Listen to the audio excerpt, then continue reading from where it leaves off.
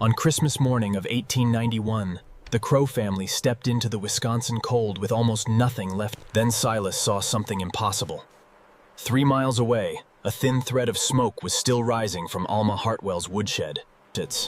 They fought through knee-deep snow until the small timber building appeared between the frozen trees. The cabin beside it was dark. Minutes later, the family descended into a shelter carved beneath the frozen ground, where heated stones, packed. In November of 1891, on a morning so still the trees looked painted against the sky, a woman stood on the porch of a one-room cabin in northern Wisconsin. She held a sheet of paper in her right hand. The paper had been folded twice, carried in a coat pocket, then smoothed flat on a kitchen table the night before. It bore the signatures of 2 men she had once called family. The ink was black, the language was legal, the meaning was plain. She had 30 days to leave. Her name was Alma Hartwell, born Alma Fenn, 32 years old, 5 feet 4 inches tall, with dark brown hair she kept pinned back in a knot that never came loose no matter how hard she worked. Her hands were rough from years of splitting kindling, wringing wet laundry, pulling weeds from rocky soil.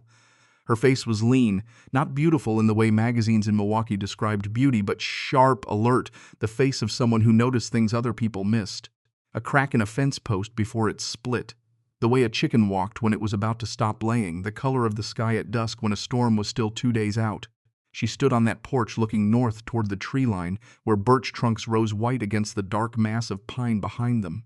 The property stretched 87 acres in every direction from where she stood, a mix of woodland, rough pasture, a creek bed that froze solid by mid-December. To her left sat a barn that leaned slightly eastward, its foundation stones having shifted years ago. To her right, a woodshed, small 10 feet by 12, its roof patched in one corner with a scrap of tin that caught the light when the sun was low. Behind her, the cabin. 1 room. Stone chimney, a bed, a table, 2 chairs, though only one had been used since April. The air that morning carried the smell of frozen earth, that particular scent northern Wisconsin produced in late autumn when the ground was preparing to lock itself shut for 5 months. The temperature hovered near 28 degrees. Frost clung to the grass in the yard. Her breath left her mouth in small white clouds that dissolved before they reached the porch railing. She read the paper one more time, not because she needed to understand it better, but because she wanted to feel the full weight of what it demanded. 30 days.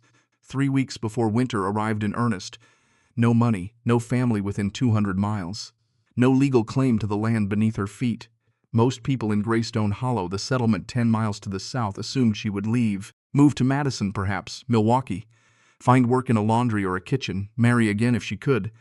Disappear into the kind of quiet poverty that swallowed women like her without leaving a trace. Alma folded the paper along its original creases. She placed it in her apron pocket. She looked once more at the tree line, at the woodshed, at the barn leaning east. She did not leave. What happened next, over the course of the following 4 months, would become one of the most remarkable stories of survival ever recorded in that part of Wisconsin. But on that morning, standing alone on a porch that was no longer legally hers, Alma Hartwell was not thinking about history. She was thinking about heat, about earth, about a lesson her father had taught her 23 years earlier in a farmhouse in Pennsylvania, a lesson that had lodged itself so deep in her memory it had become part of how she understood the world. Cold kills fast above ground. But 6 feet down, the earth remembers warmth. She stepped off the porch. She walked to the woodshed. She opened the door, looked at the dirt floor beneath the stacked firewood, studied it the way a carpenter studies a beam before cutting. Then she closed the door, went back inside, sat down at the table with 1 chair, ate a bowl of cold beans left from the night before. She had work to do, but first she needed to think. The man who had built that cabin, who had cleared the first 10 acres of timber, who had dug the well by hand in the summer of 1883, was buried in a plot behind the barn under a wooden cross that Alma had carved herself. His name was Edmund Hartwell. He had been 40 years old when he died, 6 feet tall, broad across the shoulders, with hands so large they made a normal coffee cup look like something made for a child. He could split a cord of oak in a single afternoon without stopping. He could carry a 100-pound sack of grain on each shoulder from the wagon to the barn, a distance of 40 yards, without breathing hard. People in Greystone Hollow described him as strong as an ox, which was the highest compliment the men of that town knew how to give. He was not a man who talked much. Whole days passed on the farm where the only words between Edmund Hartwell and his wife were practical ones. Fence needs mending on the north side. Bess is favoring her left rear leg. Storm coming, better bring the chickens in. He did not tell her he loved her in words because he was not that kind of man. But he showed it in the way he built things to last. The cabin door hung perfectly square on its hinges 8 years after he'd made it. The chimney drew smoke cleanly, never backing up because he had studied how to angle the flue before laying the first stone. The bed frame was joined without nails, using mortise and tenon joints he had learned from a German carpenter in Eau Claire. Fitted so tight you could not slide a piece of paper between the wood. Their marriage had lasted 8 years. No children came. In a small town in the 1880s, this was not a private matter. People noticed. Women at the Lutheran church made comments in voices just loud enough to be heard. Men offered Edmund unsolicited advice wrapped in crude jokes. Alma bore it with a silence that some mistook for shame but was actually something closer to indifference. She had wanted children. Edmund had wanted children. But the wanting did not produce them, so they adjusted their life around the absence the way water adjusts its course around a stone. They filled the space with work, with routine, with the steady rhythm of a farm that demanded everything from them every single day. Edmund got sick on April 12, 1891. A cough that started in the morning, a cough he waved away with one of those enormous hands. By evening the cough had deepened. By the next morning his forehead was hot enough that Alma could feel the heat radiating from him before she touched his skin. She sent word to town. Dr. Calvin Morse arrived on April 14th, a lean man in his 50s with wire spectacles, a black leather bag, fingers stained yellow from tobacco. He listened to Edmund's chest with a stethoscope, pressed his thumb along the ribcage, asked him to breathe deeply. Edmund tried. The sound that came from his lungs was wet, heavy like boots in mud. Pneumonia. Dr. Morse did not use the word gently or try to soften it. He was not that kind of doctor. He told Alma direct. The infection was deep. Both lungs were involved. The fever was climbing. He left a bottle of tincture, told her to keep him warm, keep him hydrated, keep praying if she was the praying type. Alma was not the praying type. She sat beside Edmund for 6 days. She changed the cloths on his forehead every hour. She spooned warm broth into his mouth when he could swallow, held his hand when he could not. His breathing grew worse each day. The wet sound in his chest became a rattle, then a gurgle, then something that barely sounded like breathing at all. His skin turned the color of old candle wax. His lips cracked. His eyes, which had always been a steady pale blue, went glassy, unfocused like windows in an empty house. On the morning of April 20th, just as the first light touched the eastern wall of the cabin, Edmund Hartwell stopped breathing. Alma was sitting beside him, her hand on his chest, feeling the rhythm slow until it was no longer a rhythm at all. She sat there for several minutes after the last breath left him. She did not cry. Not then. She closed his eyes with her fingertips. She pulled the blanket up to his chin, smoothing it the way she might smooth a tablecloth before company arrived. She straightened the pillow beneath his head. Then she stood up, put on her coat, walked outside to the barn, forked hay into Bess's trough, collected 3 eggs from the henhouse, came back inside, boiled water for coffee, drank it standing at the window looking at nothing. She would grieve later, alone, in the dark, in a way no one would see because Alma Hartwell did not perform her suffering for an audience. She carried it inside, folded tight like a letter she could not send, tucked away in a place where it would not interfere with the 100 tasks that still needed doing before nightfall. Edmund was buried 2 days later. Reverend Absalom Creed, the Lutheran pastor in Greystone Hollow, read scripture over the grave. 7 people attended, not counting Alma. The Caldwell family from 1.5 miles south sent their eldest son with a covered dish. Dr. Morse came out of professional obligation. A few townspeople stood at the edge of the plot with their hats in their hands, said words that meant nothing, then walked home. 1 month later, the brothers arrived. There were 2 of them. Roland Hartwell, 38 years old, was the eldest of the 3 brothers. He was tall like Edmund but thinner, with black hair combed back from a high forehead, a face that looked like it had been designed for disapproval.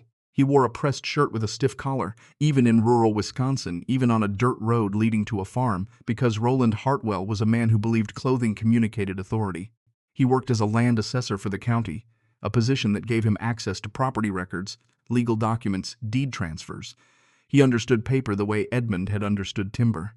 Cyrus Hartwell was 35, shorter than his brothers, wider through the chest, with a jaw that seemed permanently set in a position of contempt. Where Roland was cold, Cyrus was blunt. Where Roland calculated, Cyrus simply dismissed. He had looked at Alma since the day Edmund brought her home as though she were a temporary inconvenience, a guest who had overstayed without anyone noticing. He farmed 40 acres east of Greystone Hollow, had a wife, 2 young children, a house that was larger than Edmund's cabin but not by much. He resented anyone who had something he felt should be his. They arrived on a Tuesday afternoon in May, riding together in a wagon pulled by a single dray horse. Roland carried a leather folio under his arm. Cyrus carried nothing but his expression. Alma saw them coming from the kitchen window. She wiped her hands on her apron, stepped onto the porch, waited. She did not wave, did not call out, did not go to meet them. She stood still, watching the wagon rock slowly up the rutted path, the way a person watches weather approaching from the west, measuring its speed, calculating how much time remains before it arrives. Roland climbed down first. He held the folio against his chest like a shield.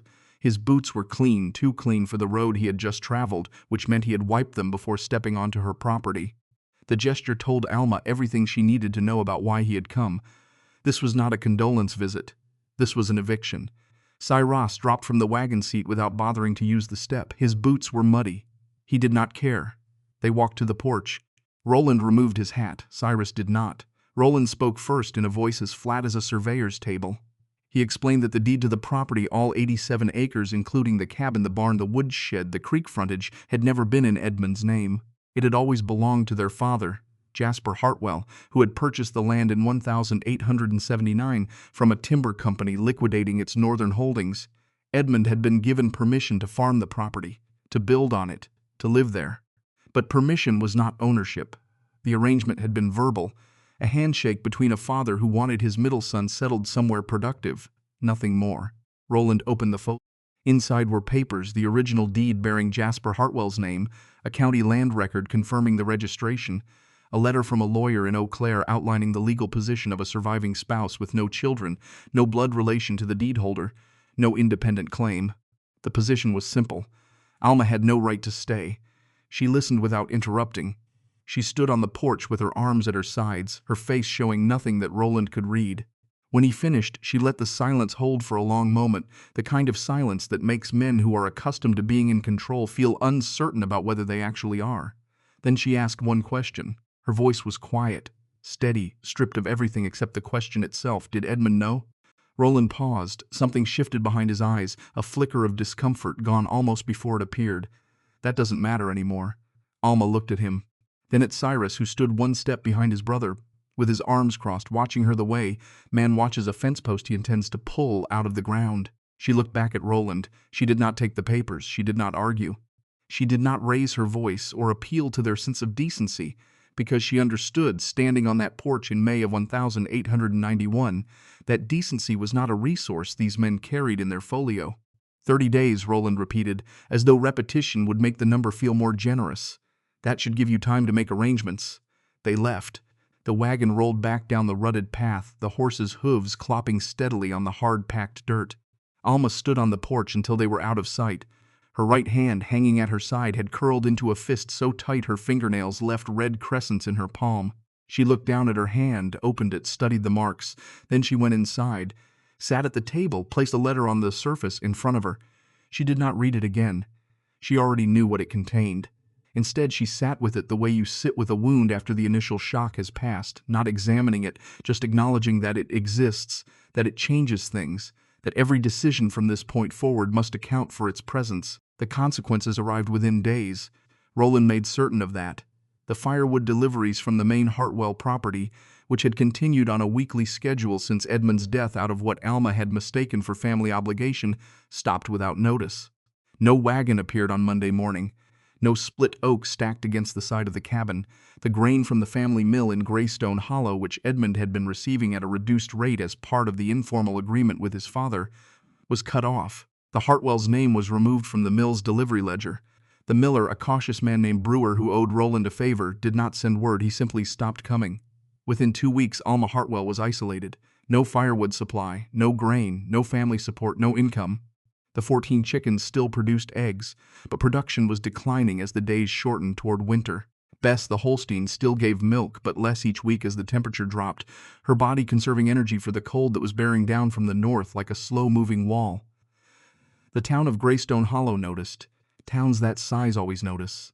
Conversations happened at the general store, at the church steps after Sunday service, at the blacksmith's forge where men gathered to warm their hands while pretending to need horseshoes. The consensus was divided along predictable lines. Some people felt sympathy.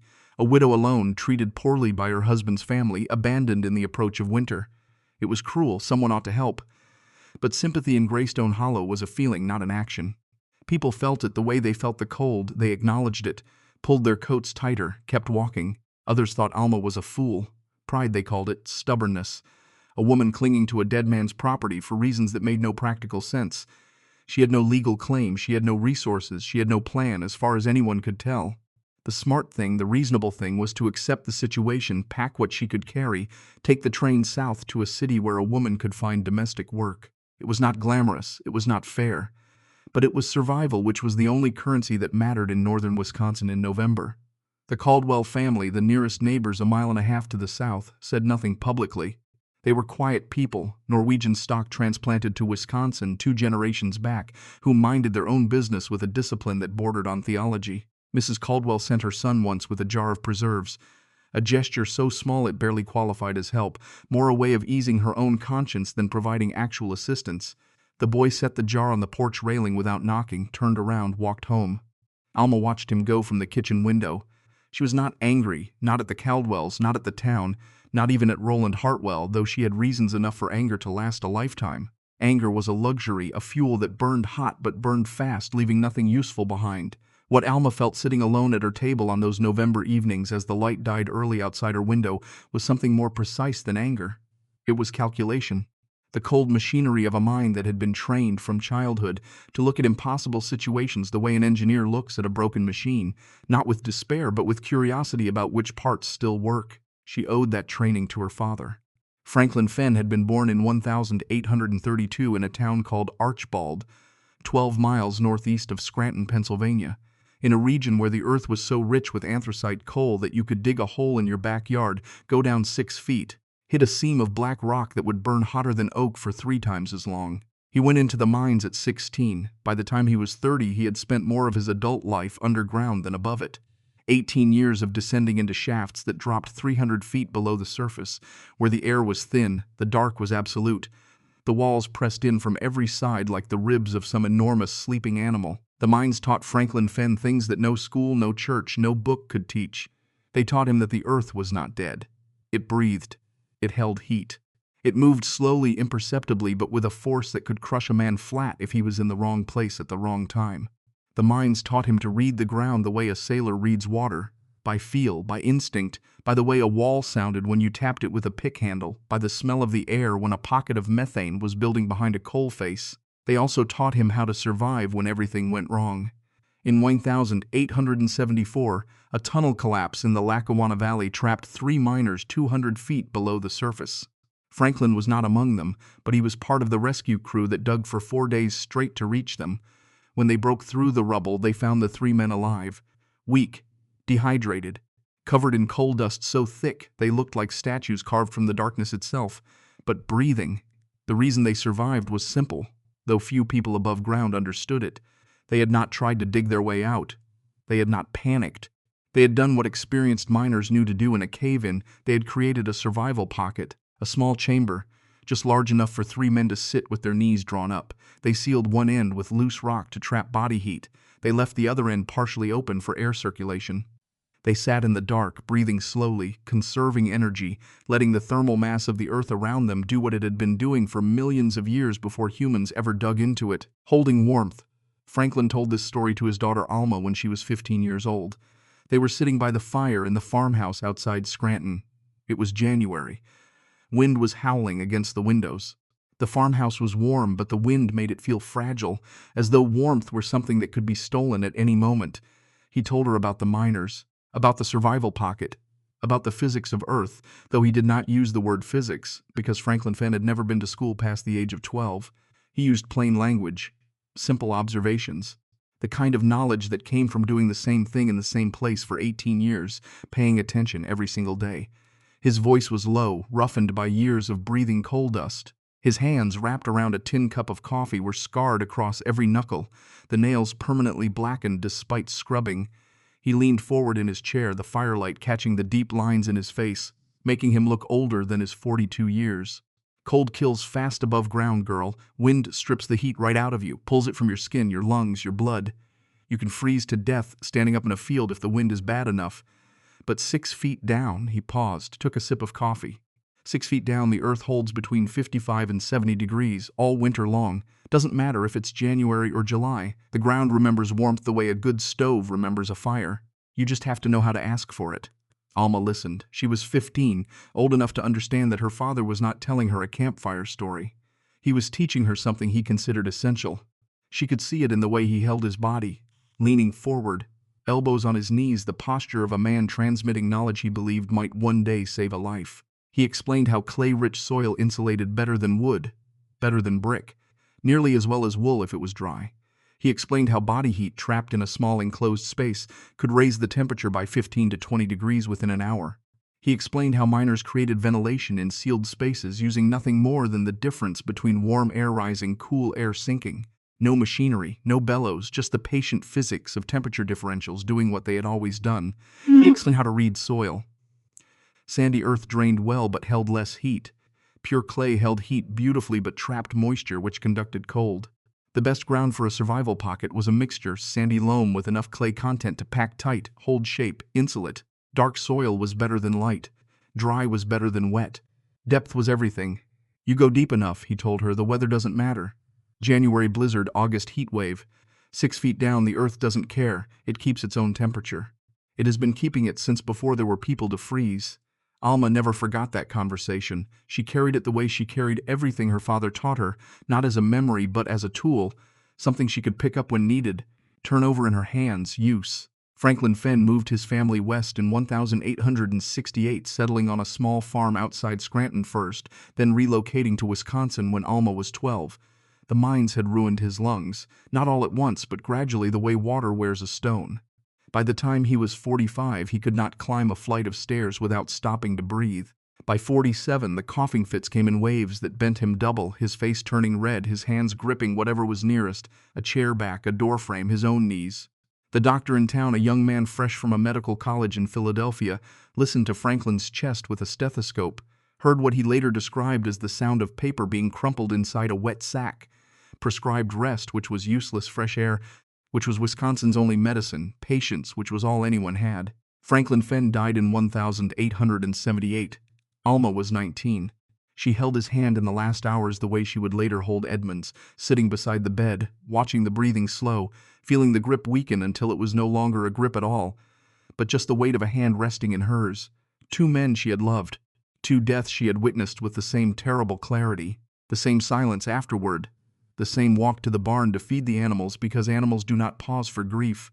Now, in November of 1891, 23 years after her father's death, 13 years after she had last heard his voice, Alma sat in the cabin that was no longer legally hers, looking at the letter from Roland Hartwell, thinking about Earth.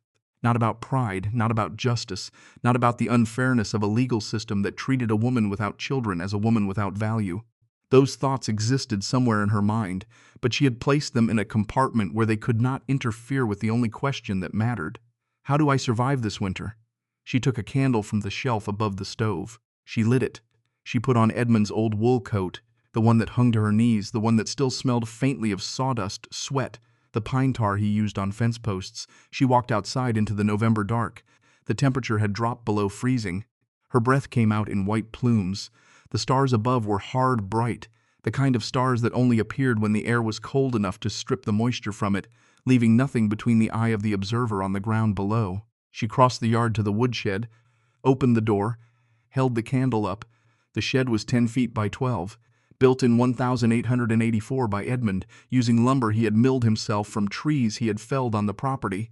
It sat on 6 flat limestone foundation stones, not a proper footing, just stones large enough to keep the wooden frame off the ground, prevent rot. Inside, stacked firewood, a grinding wheel Edmund had never gotten around to sharpening, a collection of hand tools hanging from nails on the back wall.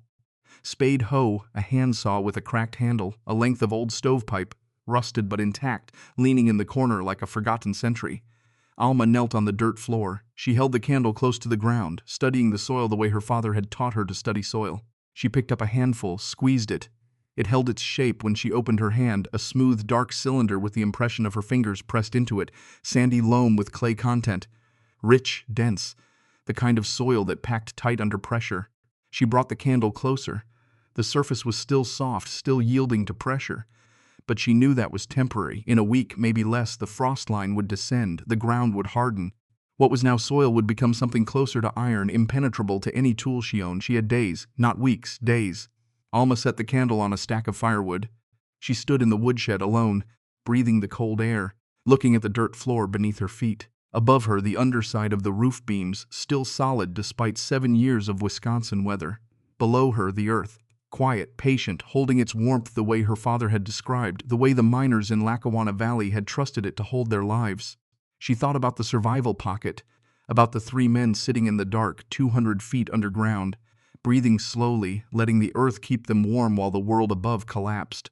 She thought about Bess, 1,200 pounds of living warmth, standing in the barn 50 feet away, chewing hay, exhaling steam, generating heat the way all large animals generate heat, constantly, involuntarily, a biological furnace burning feed into body temperature.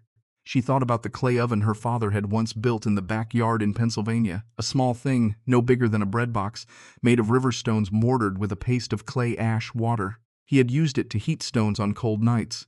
The stones, once heated, could be wrapped in cloth, placed under blankets, in boots, against the small of your back. They held their warmth for hours. A technology so old it predated civilization, so simple it required nothing but knowledge, patience, a creek bed, a fire. She thought about all of these things, standing in the woodshed in November, the candle throwing shadows against the walls, the cold pressing against the door behind her. She did not think about leaving.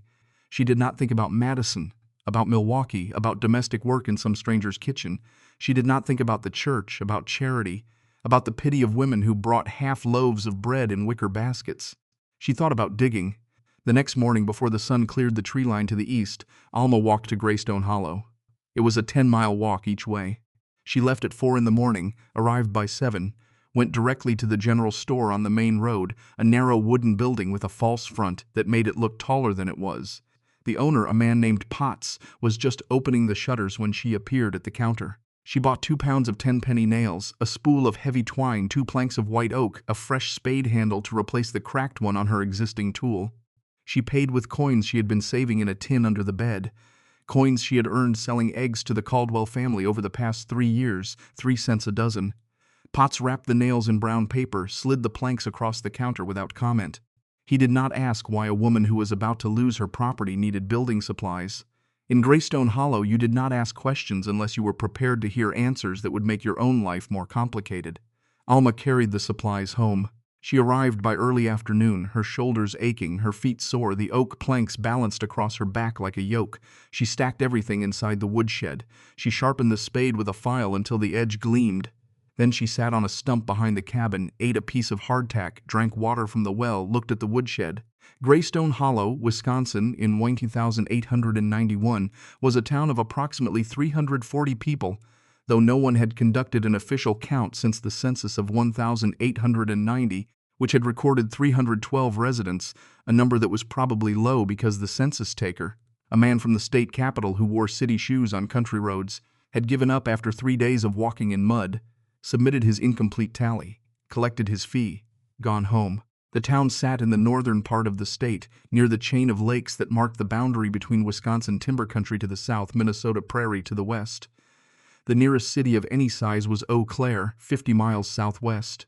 The railroad had reached Greystone Hollow in 1886, a single-track spur that connected the town to the main line running between Milwaukee, the lumber camps farther north. A train came through twice a week, Tuesdays, Fridays, bringing mail, supplies. Occasionally a stranger who stepped off the platform, looked around at the mud, the wooden sidewalks, the general store with its false front, got back on the next train heading south.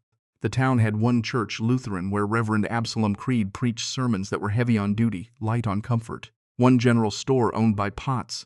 One blacksmith, a man named Holler, whose forge cracked every winter from the temperature swings, forcing him to repair it every spring with a mixture of fireclay, profanity, pig iron. One schoolhouse that served children from a 20-mile radius, grades 1 through 8 in a single room with a wood stove that consumed a quarter cord of firewood per week from October to April. The people of Greystone Hollow were for the most part transplants.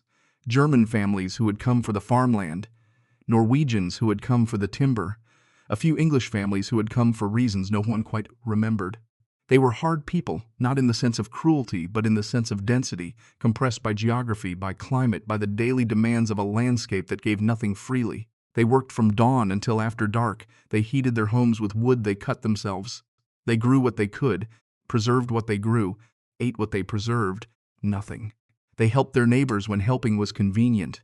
When it was not convenient, they looked the other way with a clear conscience, because survival in northern Wisconsin was a personal responsibility, not a communal project. Winter was the defining fact of life in Greystone Hollow. Not winter as people in Virginia or Tennessee understood it, a few months of cold, some snow, frozen puddles, bare trees. Winter in northern Wisconsin was a siege. It began in late November when the temperature dropped below freezing, stayed below freezing, kept dropping. By December, the thermometer outside the general store, a mercury column mounted on a wooden board, routinely showed readings below zero. By January, it was not unusual for the mercury to disappear entirely into the bulb, which meant the temperature had dropped below the lowest mark on the scale, which was -30. The winters people remembered were the ones that killed.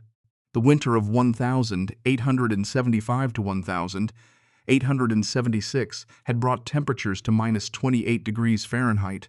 2 people died, an elderly man who fell asleep in his barn, a woman who tried to walk 2 miles to a neighbor's house during a whiteout. People still talked about that winter 15 years later. Not with the drama of a story, but with the flat precision of a weather report, the way soldiers talk about battles they survived. The temperature, the wind speed, the number of days the cold held before it broke, the things they burned when the firewood ran out, the signs for the coming winter of 1891 to 1892 were not good. The birch bark was thicker than usual, a reliable indicator in a region where trees had been predicting weather longer than humans had been recording it. Squirrels were storing more aggressively, building larger caches, burying deeper. The sunsets in October had taken on a particular shade of violet that old-timers associated with severe cold, a color produced by ice crystals forming in the upper atmosphere weeks before the cold actually arrived at ground level. People in Greystone Hollow prepared. They always prepared. Firewood was the primary currency of winter survival. A family of 4 needed approximately 5 cords of seasoned hardwood to make it from November through March, each cord measuring 4 feet by 4 feet by 8 feet, roughly 128 cubic feet of tightly stacked split wood. Cutting, splitting, stacking 5 cords was a project that consumed most of September, all of October. Men with saws, axes, wedges worked from sunup to sundown. The sound of splitting wood echoed through the hills like distant gunfire. The town stocked lamp oil, salt, dried goods. Roofs were inspected, patched, reinforced against the weight of snow.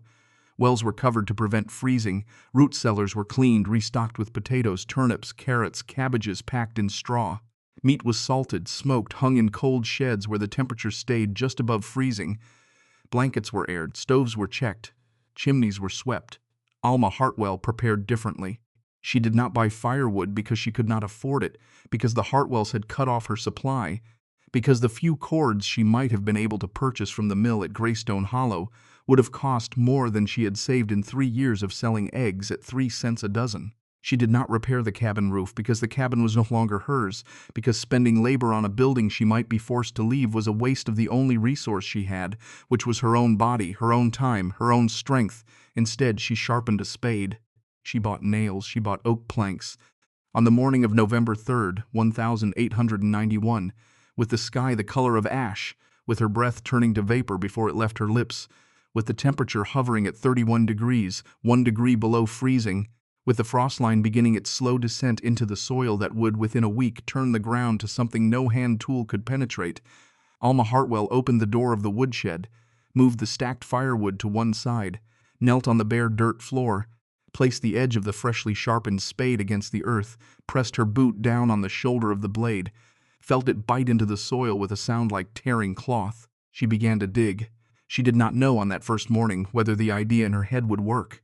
She did not know whether the earth beneath the woodshed would hold its shape when she carved into it, whether the ceiling beams would support the weight above, whether the ventilation problem her father had described could be solved with the materials she had on hand. She did not know whether she would finish before the frost line reached her, sealing the ground shut like a vault door.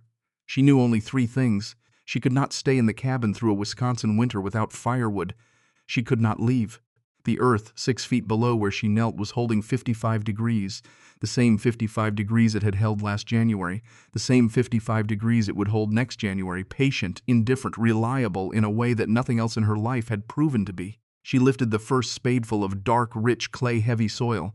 She carried it in a wooden bucket to the tree line behind the property, dumped it in a low spot where the underbrush was thick enough to hide fresh dirt. She walked back to the woodshed. She knelt again. She dug again. The light through the shed's single window moved across the floor as the hours passed, tracking the sun's low November arc from east to south to west. Alma worked in 2-hour shifts, resting for 30 minutes between each one. She had learned from Edmund that exhaustion was not a sign of hard work but a sign of poor planning. A body pushed past its limits made mistakes. Mistakes in the cold could kill you faster than the cold itself. By the end of the first day, she had removed roughly 40 buckets of soil, each weighing approximately 12 pounds. 480 pounds of earth, carried one bucket at a time to the woods, dumped, scattered, hidden. The hole in the floor of the woodshed was 3 feet deep at its center, 4 feet wide, still rough at the edges. Her hands were raw. Her back ached in a way that felt permanent, as though the pain had moved into her spine intending to stay. Her shoulders burned, from kneeling on cold ground, felt stiff, swollen. She ate a bowl of beans. She drank water from the well. She went to bed in the cabin, under every blanket she owned, listening to the wind outside, feeling the cold press against the walls like something alive trying to get in. Tomorrow she would dig again. The day after that she would dig again. For as many days as the earth remained soft enough to accept her spade, she would dig. Because 30 feet from where she lay, beneath the floor of a woodshed that smelled like pine sap, split oak, old iron, the earth was keeping a promise it had made to her father 23 years ago. 6 feet down, the ground remembers warmth. Alma closed her eyes. She did not pray. She planned. Outside, the first snow of the season began to fall, thin flakes drifting down through the darkness, settling on the roof of the cabin, the roof of the woodshed, the raw, dark soil hidden in the woods where no one would think to look. The temperature dropped to 26 degrees by midnight. By morning, it would be 23. Winter was 3 weeks away. The frost line was descending at a rate of approximately 2 inches per day. The ground beneath the woodshed was still soft, still yielding, still warm beneath the surface. But not for long. She dug for 9 days straight. The rhythm became mechanical by the second morning. Spade into earth, boot on blade, lever back, lift, dump into the wooden bucket, carry the bucket through the shed door, walk yards into the tree line. Scatter the soil in the underbrush where fallen leaves, pine needles, dead ferns covered it within hours. Walk back. Kneel. Dig again. 12 pounds per bucket. 40 to 50 buckets per day, 500 pounds of earth moved by hand before the light failed each afternoon. Alma worked in shifts the way a furnace burns fuel, steady, measured, never pushing into the red. 2 hours of digging followed by 30 minutes of rest. During the rest periods, she sat on the overturned bucket outside the shed door, eating pieces of hardtack, drinking water from a canteen she kept inside her coat to prevent it from freezing. She did not sit idle. Her mind worked through problems while her body recovered, how deep to go, how wide, where to place the reinforcements, what angle for the ventilation. Each rest period was a planning session disguised as recovery. The blisters came on day 2. 3 of them, fat with fluid, across the base of her right palm where the spade handle pressed hardest. By the afternoon they had burst, leaving raw pink patches that stuck to the wood with each grip. She wrapped her hands in strips torn from an old flour sack, kept digging. The wrappings turned dark with dirt, stiffened with dried blood at the edges. By day 4, the raw patches had hardened into calluses, thick ridges of yellowish skin that felt like leather when she pressed her thumb against them. The pain did not disappear. It simply became irrelevant, filed away in the same mental compartment where she kept grief, anger, fear, everything that was real but not useful. Her back was worse. The muscles along her spine from the base of her skull to her tailbone seized into knots each evening that made straightening up feel like bending a green branch backward. She slept on her stomach in the cabin, a heated stone from the cook stove wrapped in cloth pressed against her lower back, waiting for the heat to loosen the fibers enough to allow sleep. Most nights it took an hour. Some nights it took longer. On day 4, while swinging the spade at a stubborn root that had grown laterally beneath the shed floor, the handle kicked sideways. The crossbar of the spade caught her right thumb, crushing the nail against the wood. The nail cracked vertically from tip to cuticle. Blood pooled beneath it instantly, turning the nail bed dark purple, then black. The pain was sharp, electric, the kind that makes your vision narrow to a point. She held her hand against her chest, breathing through her teeth, waiting for the worst of it to pass. It took 3 minutes. She wrapped the thumb in a strip of cloth, picked up the spade, kept digging. Nobody came to the woodshed during those 9 days. The Caldwell property to the south showed chimney smoke in the mornings, thin gray columns rising into a sky that grew whiter each day, but no figure appeared on the path between the 2 farms. The road from Greystone Hollow, a rutted track that wound through timber before opening into the Hartwell pasture, remained empty. Alma could see a quarter-mile of it from the shed door. No wagon, no horse, no visitor. She was alone in a way that most people never experience, the kind of aloneness that has weight, that fills a room the way cold fills it, pressing against every surface. She had no one to report her progress to, no one to confirm that what she was doing made sense, no one to tell her she was brave or foolish or both. The only sounds were the bite of the spade, the thud of soil hitting the bucket, her own breathing, the occasional complaint from Bess in the barn 50 feet away. Each evening, after washing her hands in waters cold it made her fingers ache, she sat at the cabin table with a stub of pencil. On the back of a piece of butcher paper she had saved from a purchase at the general store, she recorded the day's work, the date, the depth reached, the approximate dimensions, the condition of her hands, her back, her thumb, the temperature estimated by how quickly her breath froze when she exhaled. She did not write these notes for posterity. She wrote them because when you work alone, day after day, with no external confirmation that progress is being made, you need evidence. Something you can look at in the lamplight that proves today was not the same as yesterday. November 3rd, depth 2 feet center, width rough, hands blistered, cold but manageable. November 5th, depth 3 feet, hit root system, lost 2 hours cutting through. Thumb injured. Still functional. November 8th, depth 4 feet. Soil changing, more clay content below 3 feet, holds shape when compressed.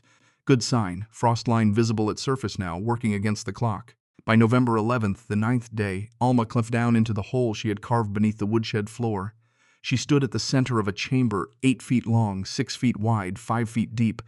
Her head was 12 inches below the underside of the shed's floorboards. The walls rose around her, smooth, vertical, packed so tight by the flat of the spade that they gleamed faintly in the candlelight. Dark earth with a mineral sheen like the walls of a well. She placed her palm flat against the wall. It was cool, not cold. The temperature differential between the air on her face, which was near freezing, the surface beneath her hand was immediately apparent. Below 3 feet, the earth held its warmth with a stubbornness that felt almost personal, as if the ground had decided what temperature it preferred, refused to negotiate. The ceiling was the underside of the woodshed floor. Rough-hewn planks laid across 4 original joists that Edmund had installed in 1884. The joists were pine, still solid, but Alma did not trust them to carry the combined weight of the shed's contents, the firewood stacked above, the tools, the grinding wheel, the snow that would soon pile on the roof. She reinforced them with the 2 oak crossbars she had cut from the collapsed fence at the property line. Each crossbar was 6 feet long, 4 inches thick, weathered gray on the outside but pale, dense, strong when she tested them by standing on their centers. She wedged them between the original joists, shimmed tight with wooden pegs she carved from scrap. The ceiling now had 6 points of support instead of 4 it would hold. She stood in the chamber in the candlelight, breathing air that smelled like minerals, clay, the faint sweetness of decomposing roots. Above her the woodshed, above that the November sky. Around her 5 feet of earth in every direction, holding warmth, blocking wind, indifferent to the weather that was about to descend on everything above. The first problem was air. A sealed underground chamber was a coffin with extra steps. Her father had been explicit about this. The survival pocket only worked if you solved ventilation. Without airflow, carbon dioxide from breathing would accumulate at floor level, rising gradually until the entire space was toxic. A person could lose consciousness within 4 hours. Death followed within 6 to 8, depending on the size of the chamber, the number of occupants, the rate of exertion. Moisture was the second enemy. Every exhaled breath carried water vapor. In a sealed space, that vapor condensed on the coldest surface available, which was the walls. Within a day, the walls would be dripping. Within 2, everything inside, blankets, clothing, would be damp. Damp killed heat, damp bred mold, damp turned an underground shelter from a survival tool into a slow, wet grave. The solution was in the corner of the woodshed, leaning against the back wall where it had been standing since Edmund put it there 3 years ago. A length of stovepipe 4 inches in diameter, 6 feet long. Cast iron gone orange with rust but structurally intact. Alma picked it up, held it horizontal, sighted down its length the way a rifleman sights down a barrel. Straight. No collapse, no holes except at the 2 open ends. It would work. She dug a channel from the rear corner of the chamber, angling upward at roughly 30 degrees, punching through the gap between the shed's back wall, the foundation stone beneath it. The channel emerged at ground level behind the woodshed, hidden from view by a stack of split firewood she arranged deliberately, leaving gaps between the pieces for air to pass through while concealing the pipe opening from anyone who might walk past. The physics were simple, elegant, older than engineering. Warm air inside the chamber, heated by her body, by the clay oven she planned to build, was lighter than the cold air outside. Lighter air rose. It found the highest exit point, which was the stovepipe, flowed upward through the pipe, escaped into the open air behind the shed. As warm air left through the top, cold air was drawn in through the lower opening, the trapdoor in the floor, which she could crack open slightly to allow intake. The result was a slow, continuous circulation. Fresh, stale air exiting high, no fan, no bellows, no mechanism of any kind. Just the immutable tendency of warm air to rise, cold air to sink, a principle so fundamental it required nothing from her except the wisdom to use it. She tested the system that evening. With the trapdoor cracked 2 inches, she lit a twist of rag in the chamber, held it near the floor. The flame leaned toward the stovepipe, barely perceptible, a tilt so slight you had to watch the flame's tip for several seconds to detect direction. Smoke rose from the burning rag, drifted in a thin stream toward the rear corner, found the pipe opening, entered it, disappeared. She climbed out of the chamber, walked around to the back of the shed, knelt beside the firewood stack. A wisp of smoke curled from between the logs, so faint it looked like breath. The air system worked. She could breathe underground without dying. She could sleep without waking to a room full of her own exhaled moisture. The shelter was no longer a hole in the ground. It was a living space, ventilated, functional, designed with the same precision Edmund had used to build a chimney that never backed up. The sleeping surface came next. She hauled 8 inches of dry straw from the barn, straw she had been storing since September, keeping it covered, keeping it dry, though at the time she had not consciously known why she was storing more than Bess would need. Some part of her mind had been planning this before the rest of her mind caught up. She spread the straw across the chamber floor, packing it tight at the edges, creating a mattress that covered the entire base. Over the straw she layered 3 wool blankets, each one salvaged from old coats, cut apart at the seams, stitched together into panels using a needle, heavy thread. Over the blankets, the quilt. Her mother had made it in 1872, the year Alma turned 13. It was patchwork, cotton squares in faded blues, grays, a single panel of dark red flannel that had been the sleeve of a shirt Alma no longer remembered. The batting was thin in places, the stitching frayed at 2 corners. But it was warm in a way that had nothing to do with its thermal properties. On top of the quilt she placed 2 deer hides, tanned by Edmund 3 years before his death, using a process he had learned from a trapper in Bayfield County. The hides were stiff when cold, supple when warmed by body heat. They were waterproof.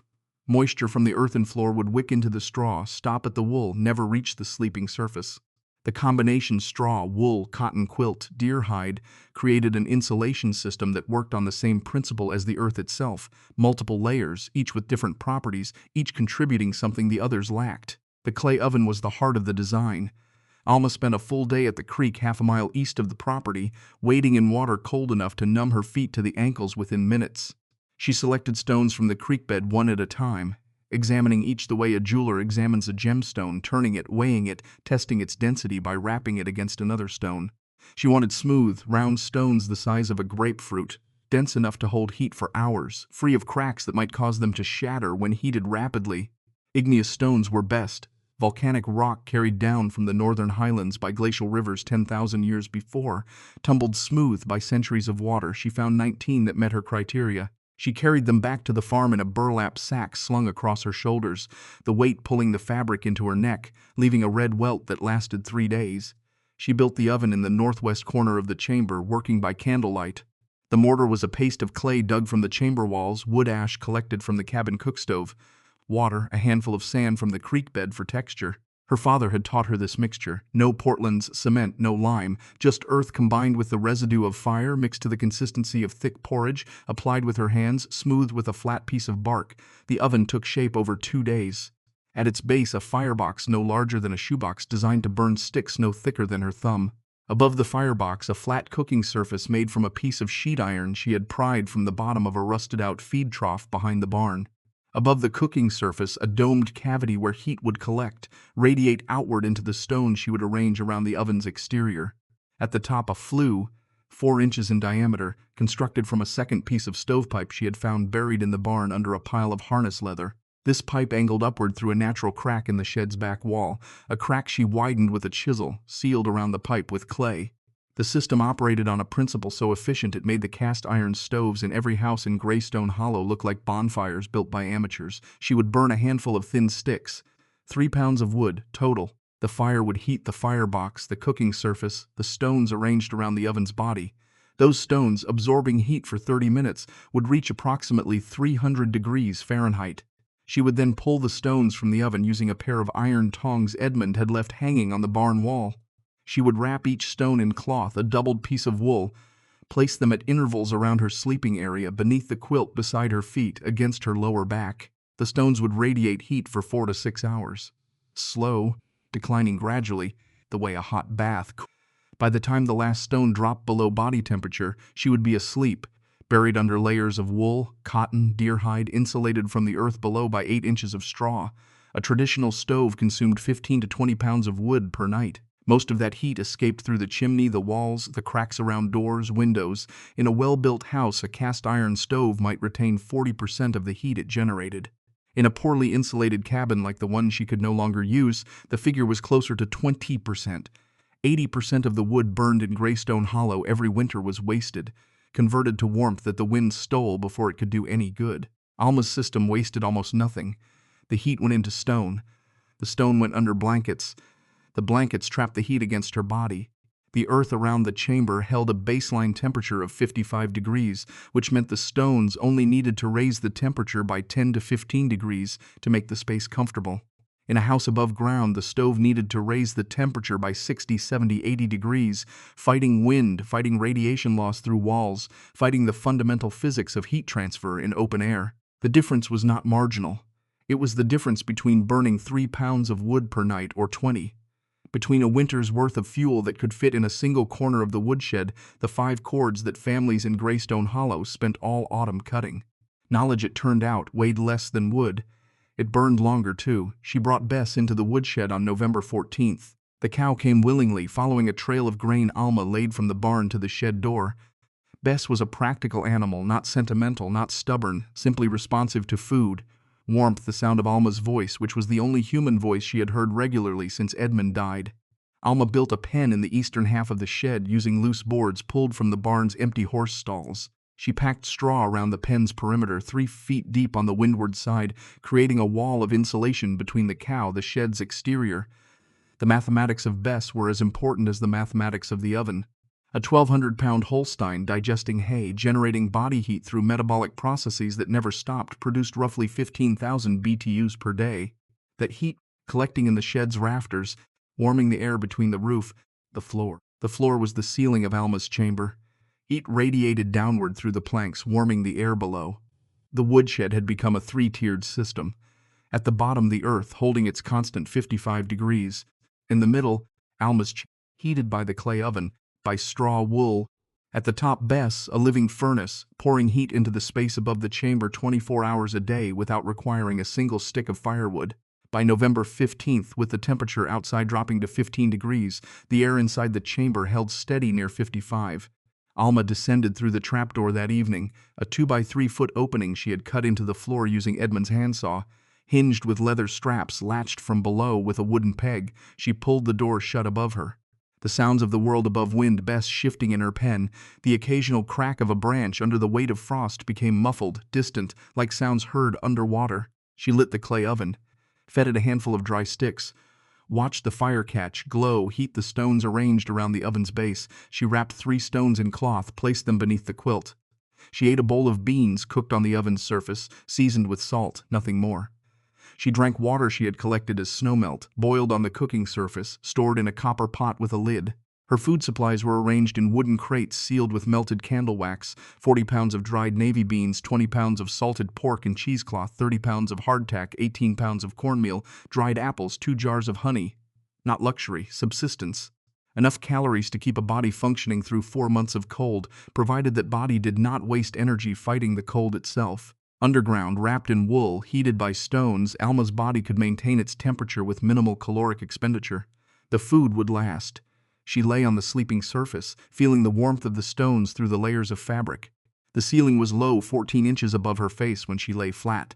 The walls glowed faintly in the light from the oven's firebox, a warm orange that made the clay look alive. The air smelled of wood smoke, earth, dried herbs she had hung from the ceiling beams, sage, thyme, bundles of dried grass that released a faint sweetness when warmed. For the first time since Edmund's death, Alma felt something that was not grief, not calculation. It was closer to safety, not comfort. The space was too small, too dark, too far removed from anything resembling a normal life. But safe. The wind could not reach her here. The cold could not reach her. Roland Hartwell's legal papers could not reach her. She was below the world, in a space she had carved with her own hands.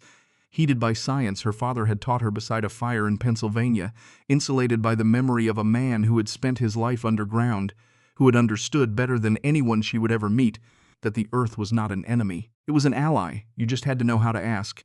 People in Greystone Hollow saw thin smoke rising from behind the woodshed. It appeared each morning, disappeared by midday, returned at dusk. It was barely visible, a thread of gray against the gray sky.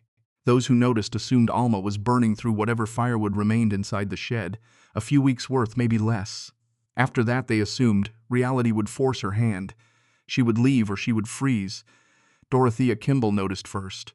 Dorothea was 43, the wife of a feed merchant, a woman whose compassion was genuine but limited by the boundaries her own comfort imposed. She mentioned the smoke to Ruth Standish after church on a Sunday in mid-November. Ruth, a deacon's wife with a face built for concern, suggested they visit. They assembled a basket, half a loaf of bread, a small jar of strawberry preserves. They walked the 2 miles from town to the Hartwell property. On a Tuesday morning, their boots crunching on the frozen path, their breath making clouds, they found Alma in the yard, chopping ice from the water trough with the blunt end of an axe. She was wearing Edmund's wool coat, the one that hung past her knees. Her face was thinner than they remembered. The bones showed. Her hands were red, raw at the knuckles, the skin cracked in places. She looked at them without surprise, without warmth, without hostility. She looked at them the way you look at weather. It arrives. You acknowledge it. You continue what you were doing. She accepted the basket, thanked them, did not invite them inside, did not explain the smoke, the woodshed, the absence of firewood stacked against the cabin wall. Ruth leaned toward Dorothea as they walked home, their voices low. She looks like a ghost, thin as a rail. She won't last until Christmas. They told Reverend Creed that afternoon. The Reverend, a man of 55 whose faith was sturdy but whose initiative was not, nodded slowly, said he would pray for her, suggested someone ought to do something. The suggestion floated through Greystone Hollow for the next several days, landing nowhere, taken up by no one. Praying was easier than helping. It always had been. The day before Thanksgiving, Roland Hartwell returned. Cyrus came with him. They arrived in the late afternoon, the sky the color of old iron, their wagon parked at the edge of the property line as though they did not want their horse associated with the visit. They walked to the woodshed, not the cabin, because they had noticed the smoke too, because they understood that wherever the smoke was, Alma was. They stood outside the shed door in the cold, breath steaming, shoulders hunched. Roland shouted through the planks. His voice was sharp, clipped, the voice of a man who had expected this problem to resolve itself, now irritated that it had not. He called Alma by name. He told her she was trespassing on Hartwell land. He informed her that legal proceedings could be initiated if she did not vacate. He said these things to a closed door, which made them sound less authoritative than he intended. Cyrus stood one step behind his brother, arms folded, jaw set in its permanent expression. He did not shout. When Roland finished speaking, the silence that followed was long enough to make both men shift their weight. Then Cyrus spoke, not to the door, not to Alma directly, but to the air between them, in a voice pitched to carry through wood, through earth, through anything that might be listening. Let the winter handle it, saves us the paperwork. Roland kicked the shed door once. The impact left a boot-shaped dent in the lower panel. Then he turned, walked back toward the wagon. Cyrus followed. Neither looked back. Beneath them, 5 feet below the shed floor, Alma lay in the chamber with her hands crossed on her chest, staring at the underside of the floorboards. She heard every word. The boot hitting the door sent a vibration through the joists that she felt in her sternum. She did not move, did not respond, did not give them the satisfaction of knowing exactly where she was. She lay in the dark for a long time after they left, listening to the silence that replaced them. The clay oven ticked as it cooled. Bess shifted above, her hooves scraping the planks. Outside wind, always wind. Alma breathed, thought, waited. December arrived with the patience of a predator that knows its prey cannot run. The first storm hit on December 8th, rolling in from the Dakotas overnight. Alma woke in the chamber to a pressure change she felt in her ears before she heard the wind pick up. 6 inches of heavy wet snow fell between midnight and dawn. The temperature dropped from 22 to 9 degrees by morning. By noon it was at 0. The following morning the air in the chamber felt different, heavier, stale. The candle flame, which normally stood straight, flickered, leaned, recovered. Alma pressed her face near the stovepipe opening at the rear corner. The draw was weak, almost absent. She climbed through the trapdoor, stepped into the shed, pushed through the exterior door into a world remade by white. Snow had drifted against the back wall of the shed, packing against the firewood stack, sealing the ventilation pipe's outlet. Not completely, but enough to reduce airflow to a trickle. A few more hours with diminished circulation, the carbon dioxide in the chamber would reach levels that produced headache, then confusion, then sleep from which she would not wake. She pushed through knee-deep snow to the rear of the shed, working without gloves because she needed her fingers. She cleared the pipe opening, pulling packed snow from between the firewood logs with hands that turned red, then white, then numb. The pipe exhaled a puff of warm air as the blockage cleared, a breath the earth had been holding. The walk back to the shed door was 60 feet.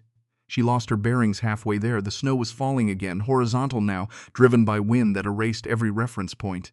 The shed, the cabin, the barn, the tree line all gone, swallowed by white.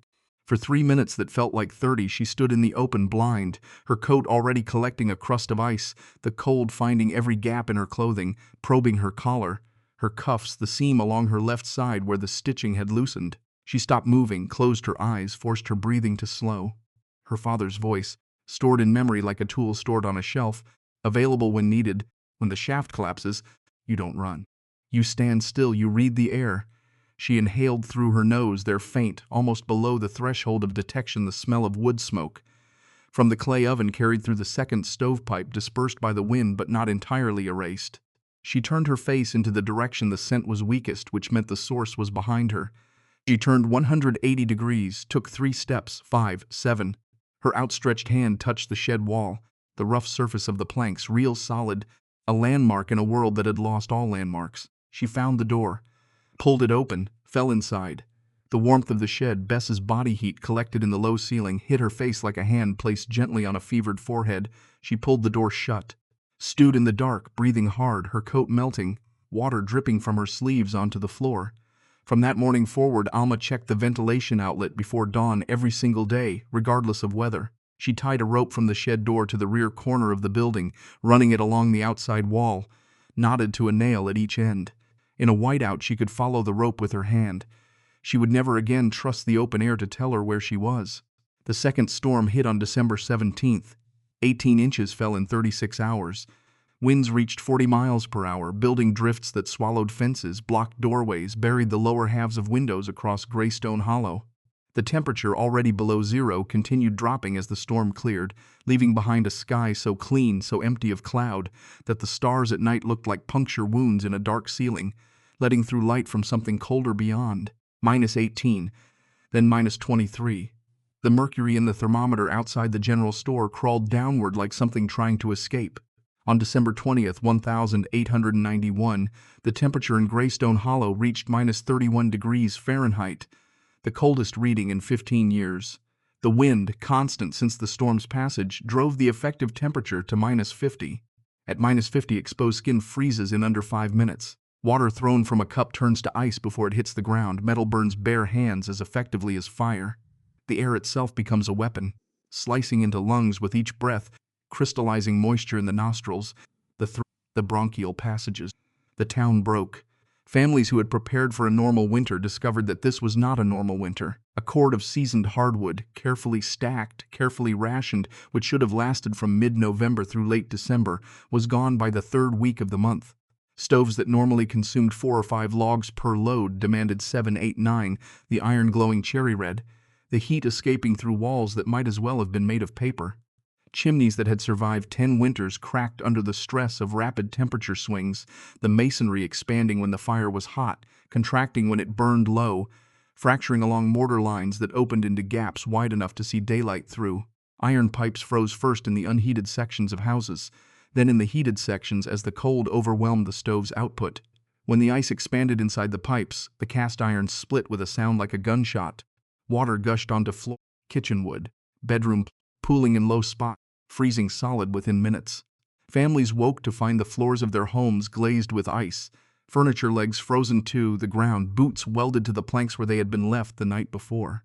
3 roofs collapsed under the weight of accumulated snow. Wet snow weighing 20 pounds per cubic foot piled 3 feet deep on structures designed for half that load. Rafters cracked, ridge beams buckled. One family, 5 people, were asleep when the roof came down at 2 in the morning. The ceiling joists held long enough for the father to push his wife, his 3 children through the front door into the howling dark. They stood outside in -25-degree air, wearing night clothes, watching their home fold inward like a house of cards. They walked a quarter-mile to a neighbor's house, barefoot, carrying the youngest child. The neighbor opened the door without a word. They slept on the kitchen floor for 3 weeks. Hiram Slade learned the distance between life. Death was 70 feet. He was 53, a cattle farmer with hands like shovels, legs like posts. On the evening of December 21st, he decided to check on his horses in the barn. The barn was 70 feet from his back door. He had made the walk 1,000 times. He put on his coat, his hat, his boots. He opened the back door. The cold hit him like a wall of water. He made it 40 feet. His legs, which had carried him through 53 years of hard labor, stopped responding to commands. The muscles seized. His knees locked. His balance shifted. He went down face first into snow that was so cold it felt hot against his skin. He tried to push himself up. His arms worked for a few seconds, then they stopped working too. The cold was not attacking his extremities first. It was attacking everything simultaneously, shutting down systems in an order that had nothing to do with proximity to the core. His son Daniel, 16, watched from the kitchen window. He saw his father fall. He did not hesitate. He grabbed a horse blanket from the hook by the door, sprinted into the cold in stocking feet, reached his father in under a minute. Hiram was conscious but unable to speak. His lips had turned the color of a bruise. His fingers, gloveless because he had expected to be outside for 90 seconds, were white, rigid, frozen, solid as candle wax. Daniel dragged him by the armpits 70 feet back to the door. It took 4 minutes. Inside, he stripped his father's frozen coat, wrapped him in the blanket, pulled him close to the stove. Hiram's body began to warm. The warming was worse than the freezing. As blood returned to his frozen extremities, the pain was so severe he screamed, the first sound he had made since falling. Dr. Calvin Morse arrived the following morning, examined the hands, the feet, shook his head the way doctors shake their heads when the news is simple but not good. The damage was done. The tissue was dead. Amputation was the only option. Dr. Morse performed it on Christmas Eve on a kitchen table scrubbed with lye soap, using a bone saw, a bottle of whiskey for anesthetic, a set of steel instruments he kept in a leather roll that he boiled in a pot of water before each use. South of town, a family's fireplace burned to ash in the deep of night. The parents, exhausted from 3 consecutive days of splitting frozen wood by hand, a labor so punishing it left their shoulders too sore to lift their arms above their heads, had fallen asleep in their chairs beside the fire. The fire burned down. Coals to ash, ash to nothing. The house temperature began its descent, slow at first, then faster as the thermal mass of the stove cooled. The walls lost their retained heat. The mother woke at 3 in the morning. The cold in the room was not a temperature. It was a presence, a thing that had entered the house while they slept, settled over everything like a second darkness. She could see her own breath. She could not feel her feet. For one terrible moment she did not move, paralyzed by the understanding of how close they had come to the edge of something permanent. Then she was up, moving through the dark house with a speed that came from somewhere deeper than thought. She pulled her children from their beds, both of them limp with cold, their skin clamped, their breathing shallow. She wrapped them in every blanket the house contained. She stacked them against her own body, her husband's body. He was awake now, shoving hay against the door gaps, breaking apart a wooden chair, feeding splinters to the stove's dead firebox, striking matches with hands that shook so badly it took 5 attempts to produce a flame. The fire caught. The stove began to warm. The children stirred, made sounds, cried. The crying was the most beautiful noise either parent had ever heard, because crying meant breathing, meant blood moving, meant alive. At dawn, a neighbor arrived on horseback, having seen that the chimney had gone dark overnight. He loaded the entire family into a wagon bedded with straw, drove them to his own home. The children were frightened, shivering, pale, but they were breathing, they were conscious, they were whole. In Greystone Hollow, Silas Crow was counting hours. Silas was 40, the town carpenter, a man who measured the world in inches, right angles. His wife Hester was 38, the daughter of a farmer from Portage County, practical, quiet, with a spine made of the same material as the oak beams Silas shaped for a living. Their daughters, Lily, 11, June 9, had their mother's dark eyes, their father's habit of watching before speaking. On December 22nd, the last of the Crow family's firewood burned to coals. Silas had been rationing since the second storm, cutting each log in half, then in quarters, stretching what remained as far as physics allowed. Physics had reached its limit. The woodpile behind the house, which had stood 5 feet tall in November, was a scatter of bark chips, sawdust, a few pieces too small to split.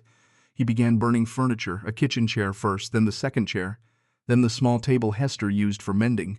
Each piece bought a few hours of warmth, enough to push the inside temperature above the threshold where breath stopped crystallizing in the air. But furniture was not firewood. It burned fast, hot, bright, then gone. A chair lasted 2 hours, a table lasted 3. By December 23rd, Silas had burned both chairs, the mending table, a cabinet that had been Hester's grandmother's. The house was still cold enough to see breath indoors. Hester's hands shook with a tremor that started in her fingers, traveled up her wrists, her forearms. She could not hold a cup without spilling. She sat on the floor with Lily on one side, June on the other, the three of them wrapped in every blanket the family owned, a single unit of shared warmth. The girls had stopped complaining about the cold. Earlier they had cried, begged for warmth, pressed their faces into their mother's coat. Now they were quiet. The quiet was worse than the crying, because quiet in children who should be crying meant something was shutting down, the body conserving resources, pulling blood from the extremities toward the core, beginning the calculus of survival that the human body performs automatically when it senses that not everything can be saved. Silas stood at the window on Christmas Eve morning looking north. The sky was pale, cloudless, the kind of empty sky that meant the cold would hold. His family was behind him, bundled on the floor. He had nothing left to burn except the floor itself, the walls, the frame of the house. He was a carpenter. He knew how to take a house apart. He also knew that taking apart the structure that held the roof above his family's heads was a solution that lasted exactly as long as the last board burned. He looked north, past the bare trees, past the empty fields, toward a point 3 miles distant where the Hartwell property sat against the edge of the timber. He could not see the buildings from this distance, could not see the barn, the cabin, the woodshed. But he saw something else. Smoke, thin, steady, rising from a point that corresponded in his mental map of the township to the location of the Hartwell woodshed. Not the cabin, the woodshed. It had been there yesterday. He was almost certain it had been there the day before that. A constant thread of gray against the white sky, so faint it could have been a trick of the light, so steady it could not have been. Alma Hartwell was alive.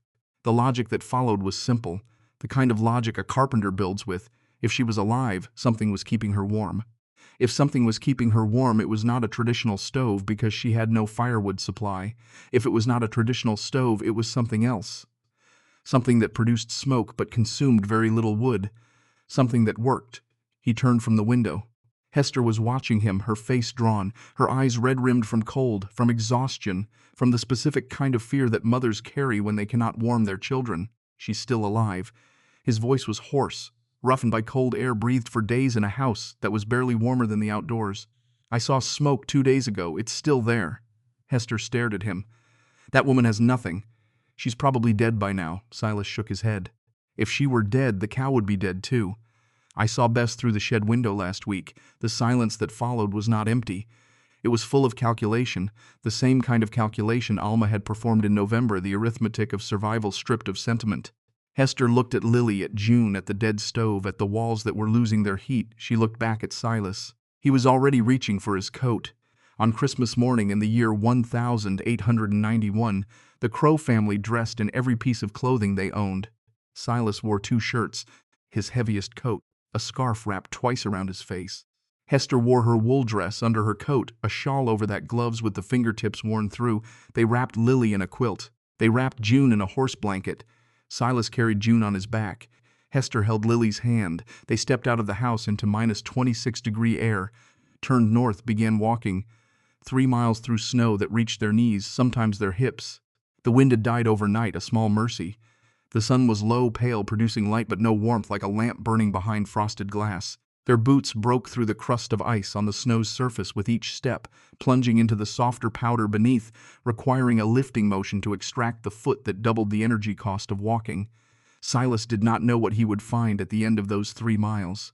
He did not know if the smoke he had seen was real or wishful thinking given shape by desperation. He did not know if Alma Hartwell was alive, dead, or somewhere between the two. He knew only that his house was cold. His children were quiet in a way that frightened him more than the temperature. His wife's hands would not stop shaking. Staying meant waiting for a rescue that no one in Greystone Hollow was in a position to provide. Walking meant the possibility, however small, that 3 miles to the north a woman who should have been dead was.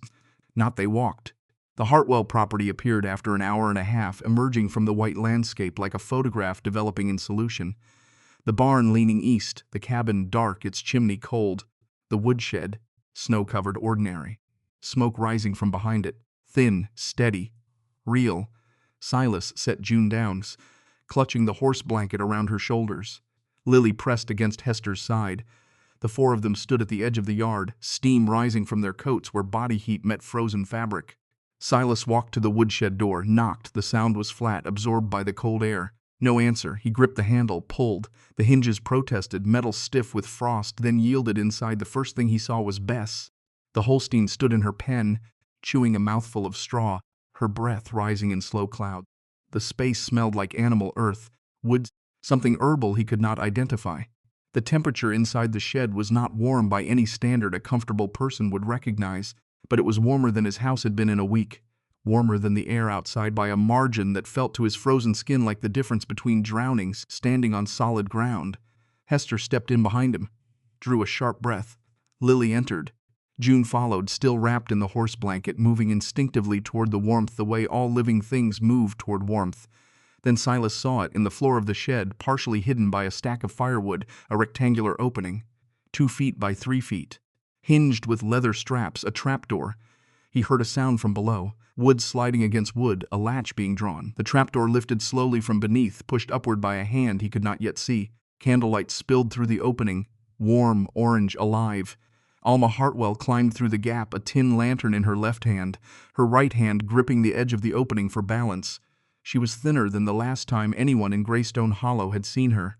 Her hair was pulled back tight, her face was smudged with soot along the jawline, the forehead. The coat she wore, Edmund's old coat, hung from her shoulders as though draped on a frame, but her eyes were clear, her hands were steady, her lips were not blue. Her skin, though pale, was not the waxy gray of frostbite. She stood in the woodshed, lantern raised, looking at the family that had walked 3 miles through frozen wilderness to reach her door. She looked at Silas, his face raw, his beard crusted with ice. She looked at Hester, whose hands trembled at her sides even inside, out of the wind. She looked at Lily, 11 years old, dark eyes silent. She looked at June, 9, wrapped in a horse blanket, leaning against her sister. The words that came from her mouth were not a greeting, not a question, not an explanation. They were a diagnosis delivered with the certainty of someone who understood cold the way a doctor understands fever. "You're cold." Hester's composure broke. The tears came fast, silent, freezing on her cheeks almost as quickly as they fell. Silas tried to speak. The sound that came out was not a word. It was the noise a man makes when the thing he has been holding together by force of will finally shifts, cracks, threatens to give way entirely. Alma set the lantern on the floor of the shed. She looked at this family, at their desperation, at the 2 girls who had stopped shivering, which meant their bodies had moved past shivering into the conservation phase that comes before real danger. She spoke one word. "Come." Then she turned, lowered herself through the trap door, disappeared into the glow below. Thinking the user wants me to write part 3 of the Alma Hartwell story. Let me review the outline for part 3 to make sure I follow it exactly. Part 3. Zyquit Vakit took 7,500 words.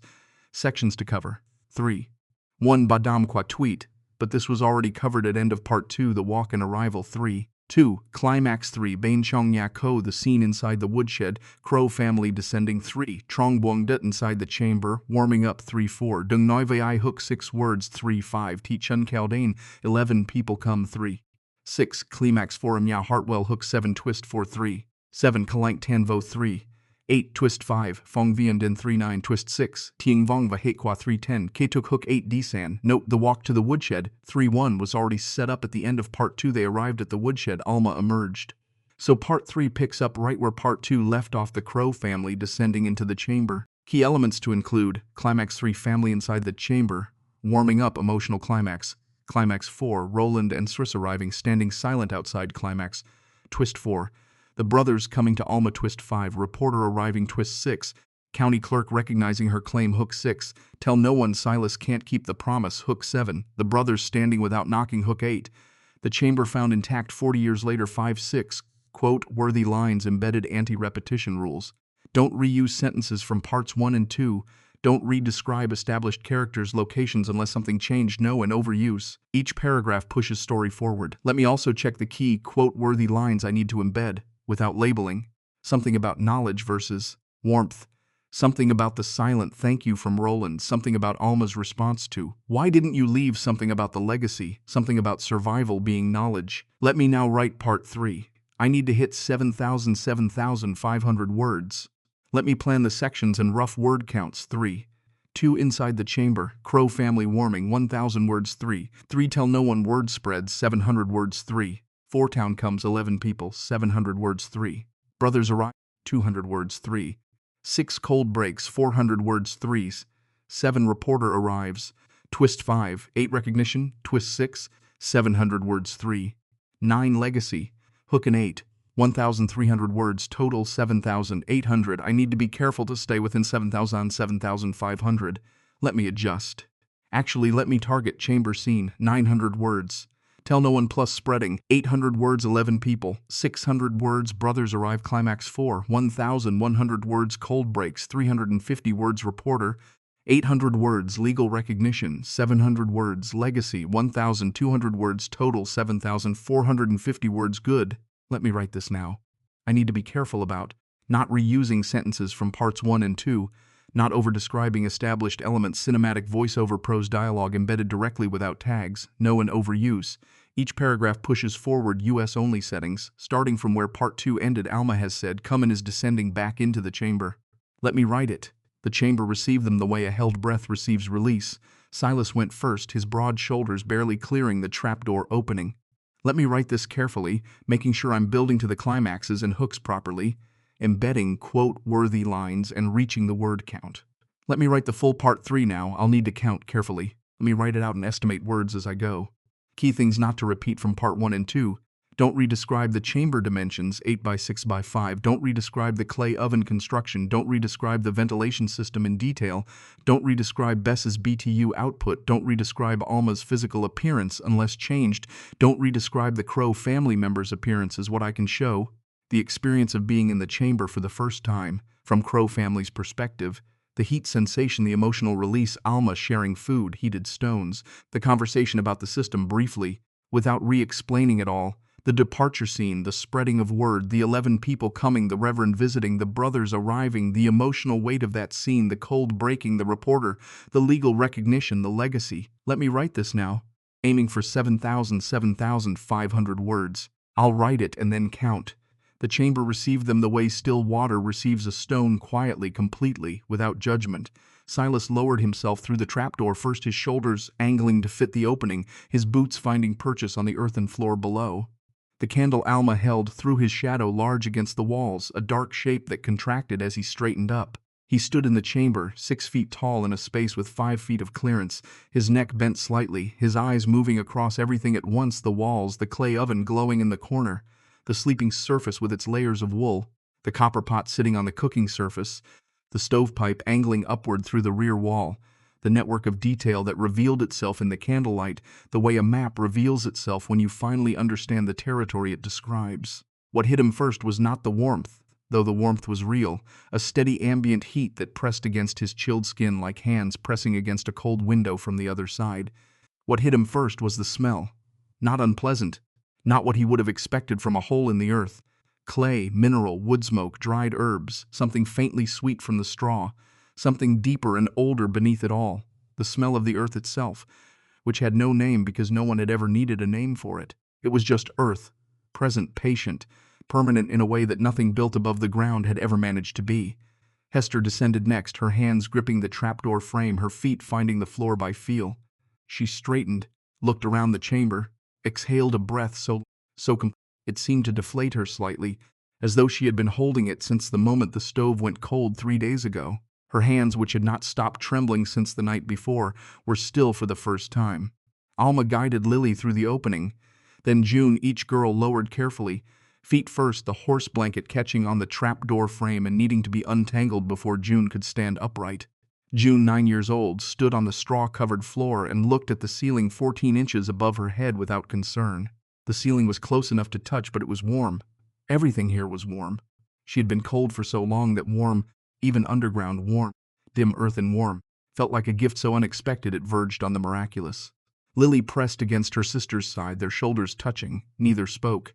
They watched Alma move around the small space with the confidence of someone who had learned its geography by living in it, who no longer needed the candle to know where the oven was, where the copper pot sat, where the stones were stored. Alma used iron tongs to draw 2 stones from beside the oven's base, stones that had been sitting in proximity to the heat for hours. She wrapped each in a doubled cloth, passed one to Hester, one to Silas. The heat in them was immediate, dense, the kind of warmth that had weight to it, that you could hold against your chest, press into the numbness in your palms, feel traveling up your arms toward your core. She filled the copper pot from the water she had stored, water collected from snowmelt, boiled already, clean. She set it on the oven's cooking surface.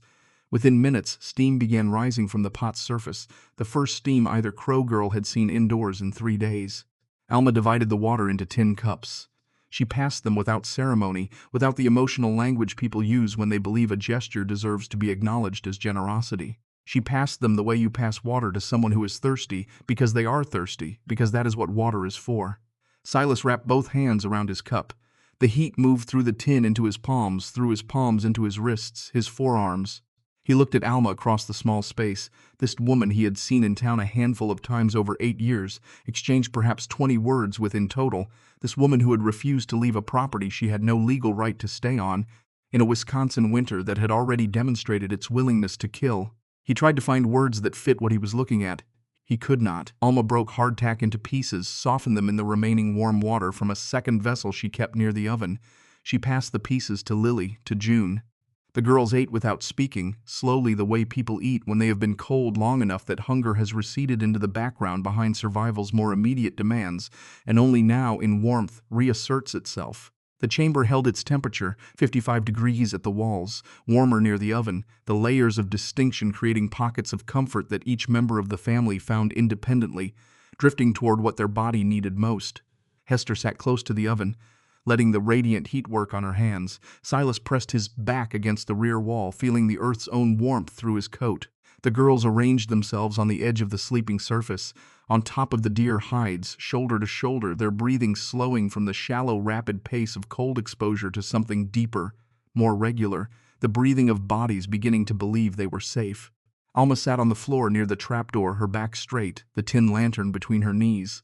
She watched the Crow family settle into the warmth with the expression of someone watching a natural process reach its conclusion, the same expression she wore when she watched seeds germinate or clouds build into the weather her father had taught her to predict. It was not pride, it was not warmth in the emotional sense of that word. It was a kind of clear-eyed satisfaction, the quiet recognition that a thing she had built to work was working. Silas spoke eventually, his voice returned to him after the thawing. He asked, not as a challenge, not with the tone of a man demanding explanation, but with the genuine curiosity of a craftsman recognizing another craftsman's work. How long did it take to build? Alma considered the question for a moment the way she considered most things, fully before responding. 9 days of digging. 2 more for the oven. 1 for the ventilation. He absorbed this, looked at the walls, the ceiling, the oven. He was a man who worked in wood, who understood load-bearing, joinery, the relationship between structure and material. What he was looking at did not use his materials or his methods, but it obeyed the same principles. Force transferred, weight distributed, function achieved through understanding rather than excess. Your father taught you this, he said. Not a question. He had heard about Franklin Fenn, the way small towns preserve the relevant biographical details of people who have passed through them. He taught me that the ground holds warmth the way a good wall holds sound, Alma said. You just have to get below the surface. The family stayed 2 hours. Time was not marked by a clock, there was no clock, but by the quality of the warmth, by the color returning to Hester's face, by the moment June fell briefly, deeply asleep against her sister's shoulder, startling awake again when Lily shifted. When the girls were steady, when Hester's hands had stopped their trembling long enough to hold an empty cup still, when Silas's color had moved from the bluish gray of serious, cold exposure back toward the ruddy brown of a man who spent his working life outdoors, Alma produced 3 more stones from beside the oven. She wrapped them in cloth, doubled, knotted at the top. She handed 1 to Hester, one to Silas, 1 to Lily, who could carry hers and share it with her sister on the walk home. Under the blankets, Alma said, against the body. They'll last until morning. The Crow family climbed back up through the trapdoor in reverse order, Lily first, then June, then Hester, then Silas. They stood in the shed above, adjusting to the relative cold after the warmth of the chamber, the air in the shed still warmer than the outside by virtue of Bess's steady output, but different from the chamber, less enveloping, more provisional. Bess regarded them without particular interest, chewing. At the shed door, Silas turned back. Alma had climbed up behind them. She stood in the dim interior, the lantern still in her hand, the chamber's opening dark behind her in the floor. I'll remember this, Silas said. Alma's response was immediate, flat, carrying no sentiment, no softness, stated the way you state a practical requirement rather than a wish. Tell no one. He nodded. He meant the nod sincerely. He was a man who kept his word in matters of business, of debt, of professional obligation. He intended to keep it here. He did not keep it. Not out of malice. Not out of carelessness. He kept it through the walk home, 3 miles in -22-degree air with the stones wrapped in cloth pressed against his chest. He kept it through the remainder of Christmas Day, through the evening, through the first night, in which the heated stones held enough warmth beneath the blankets that both girls slept without waking. He kept it through the next morning, December 26th, when the temperature outside was still -19, still brutally, lethally cold, still the kind of cold that treated human plans with contempt. He stopped keeping it when his neighbor, a man named Gerald Pitts, appeared at his door that morning with a look Silas recognized, the look of a man whose firewood was nearly gone, whose family was spending daylight hours huddled under blankets in the room closest to a stove that was doing almost nothing. Silas told him. He did not intend to tell the whole story. He intended to say only that Alma Hartwell was alive, that there was a warm place in her woodshed, that the specific details were not his to share. But Gerald asked questions, practical questions, the questions of a man with immediate need. How warm? How much wood? How was it possible? Silas found himself describing the chamber, the oven, the ventilation, the stones, the way the earth held heat below the frost line. He found himself using words his father-in-law had never spoken and his own education had never provided. Words about thermal mass, about insulation, about the difference between fighting winter above ground versus using the ground itself as shelter. Gerald listened, then left. He walked to his neighbor's house. He was there for 12 minutes. By midday on December 26th, 11 people had made their way to the Hartwell property. They came in pairs, in family units, alone.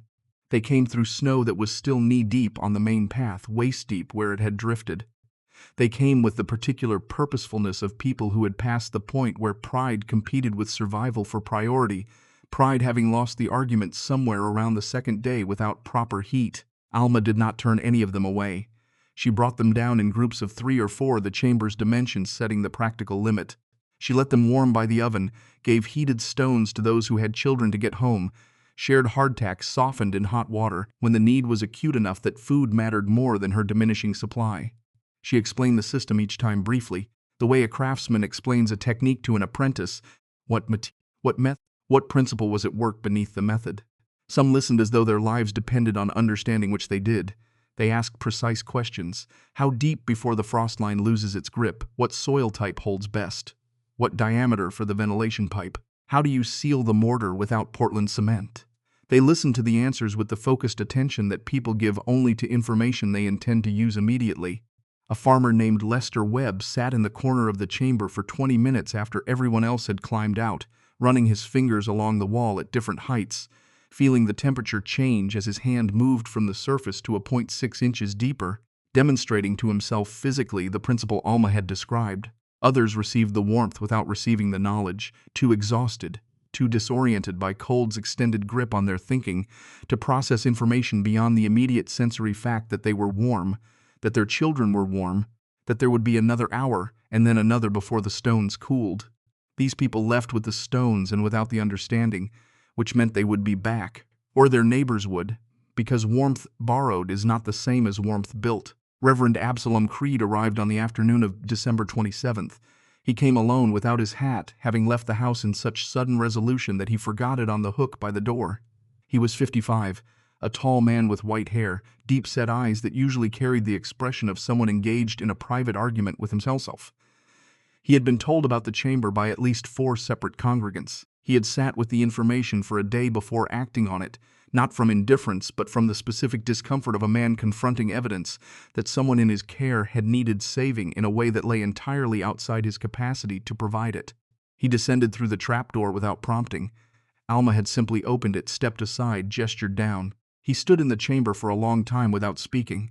He looked at the oven, the walls, the ventilation pipe. He looked at the systematic, deliberate intelligence embedded in every detail of the space. He looked at what one woman had built alone in 9 days in Wisconsin in November, with a spade, some river stones, a length of rusted stovepipe, the knowledge her father had handed her across a fire in Pennsylvania when she was 15 years old. When he finally spoke, his voice was stripped of the formal cadence he used in the pulpit. It was the voice he used at bedsides, at graves, in moments where performance would be an insult to what was real. "I should have done more," he said, and the words cost him something visible. Alma looked at him across the small space. Her expression gave him neither absolution nor condemnation. Winter doesn't care who should have, she said. It only cares who did. He climbed out. He walked back to Greystone Hollow. The following Sunday he preached the longest sermon of his career. No one in the congregation who knew what he was referring to looked at anyone else. The ones who didn't know learned, in the days following, from those who did. On December 28th, 4 days after Christmas, Roland Hartwell appeared at the Woodshed. Cyrus was with him. They arrived in the late afternoon, the sun already low at 3 o'clock, the shadows long across the snow. They came on foot, not in the wagon, which meant they had walked from their property, something neither of them had done in years on terrain this difficult. Their coats were the same coats they always wore, good quality wool, well made, but coats designed for the cold of a normal Wisconsin winter, not the sustained assault of a season that had redefined the word normal. Roland's face had changed since November. The angles were sharper. The flesh had pulled back from his cheekbones, the skin around his eyes tighter, more lined. His hands were visible at his sides, not tucked in his pockets, not gloved, which meant he had left the house quickly, without full preparation. The fingers of his right hand showed the mottled reddish-gray discoloration of early frostbite, the tissue not yet permanently damaged but warning him, loudly, that it intended to be. Cyrus walked one step behind his brother, his arms crossed, his jaw set. The contempt that had always been present in how he held himself had not left, but it had been joined by something else, something that sat beneath the contempt, like a stone beneath shallow water. Visible, if you knew how to look. They stopped outside the woodshed door. They did not knock. This detail, that two men who had come specifically to this door, who had no other purpose in making this particular walk through this particular cold, did not knock. This detail revealed more about the distance between where they were, where they believed they should be, than anything they might have said. Knocking required acknowledging that the person inside had the right to refuse. Knocking required a posture of supplication that neither man's self-concept could accommodate. Even now, even with Roland's fingers going gray in the cold, even after 3 days of burning every chair they owned, they stood, the cold pressed against their backs. The door remained closed. Inside the woodshed, Alma heard them before she saw them. The footsteps in the snow, distinctive in their hesitation.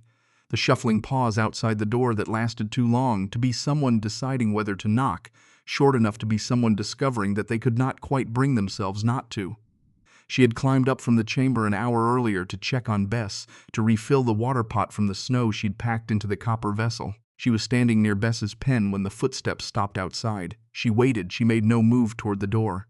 She let the silence outside run its course, let it do the work that she would not do for them, let them stand in what they had made of themselves for exactly as long as it took. She opened the door. Roland stood on the left, taller, the dominant posture still present in his spine, even while everything else about him communicated something that rhymed with collapse. Cyrus stood on the right, his arms still crossed, his jaw still set. His eyes met hers for 1 second, then moved past her to the interior of the shed. He was looking for Bess. The evidence that had convinced Silas Crow had also reached the Hartwell brothers through channels she would never fully trace. Bess was alive, which meant Alma was alive, which meant there was warmth here in a week when warmth had become the only thing in Greystone Hollow that mattered.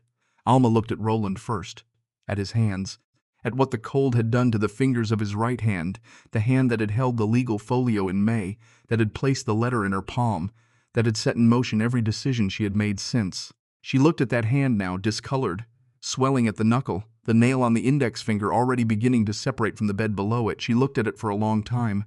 Then she stepped aside. They entered. Roland first. Cyrus 1 step behind. Neither spoke.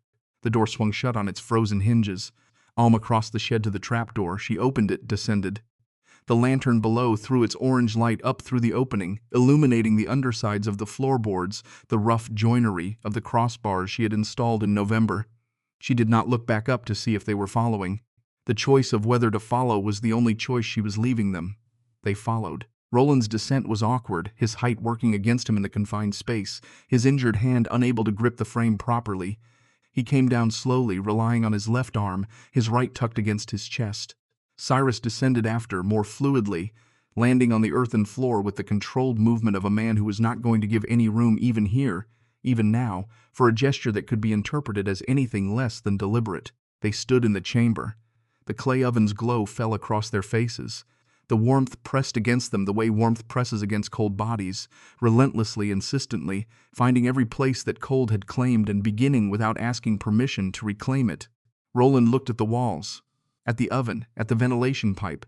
He looked at the sleeping surface with its layered coverings. He looked at the systematic, methodical intelligence that had built this space in the weeks after he had cut off Alma's firewood, after he had taken away her grain, after he had stood outside this same building in November and told her that the winter would handle what his legal papers had started.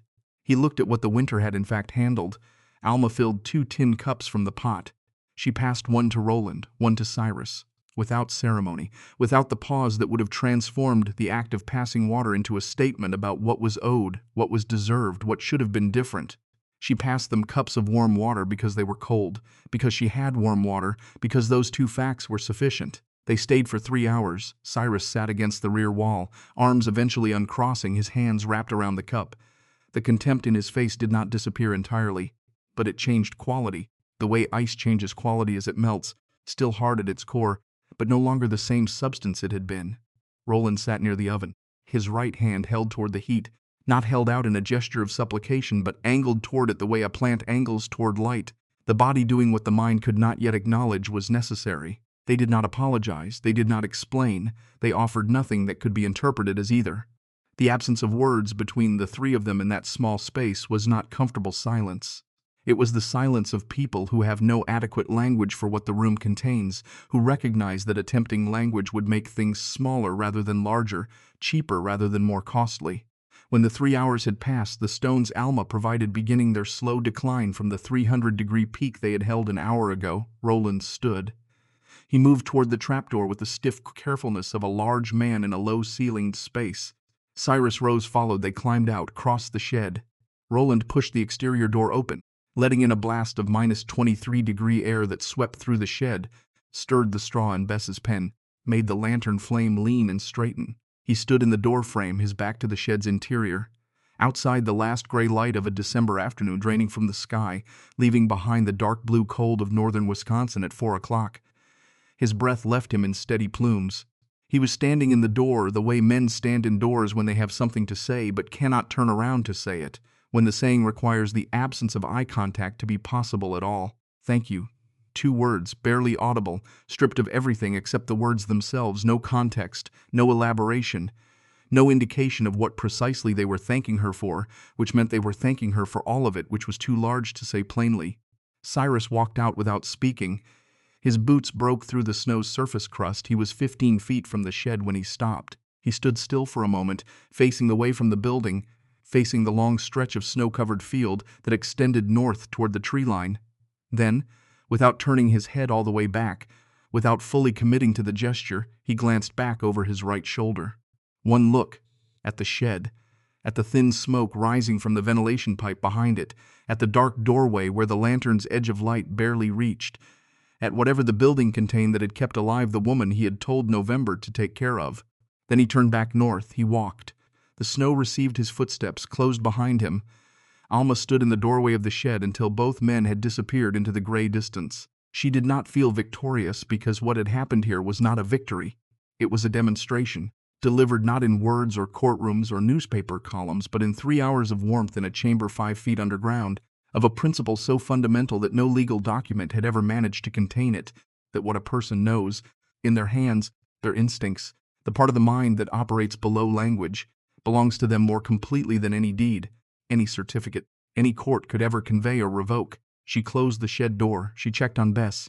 She descended back into the chamber, pulled the trapdoor shut above her, lay on the sleeping surface in the dark, listening to the sounds that meant the world above was still there.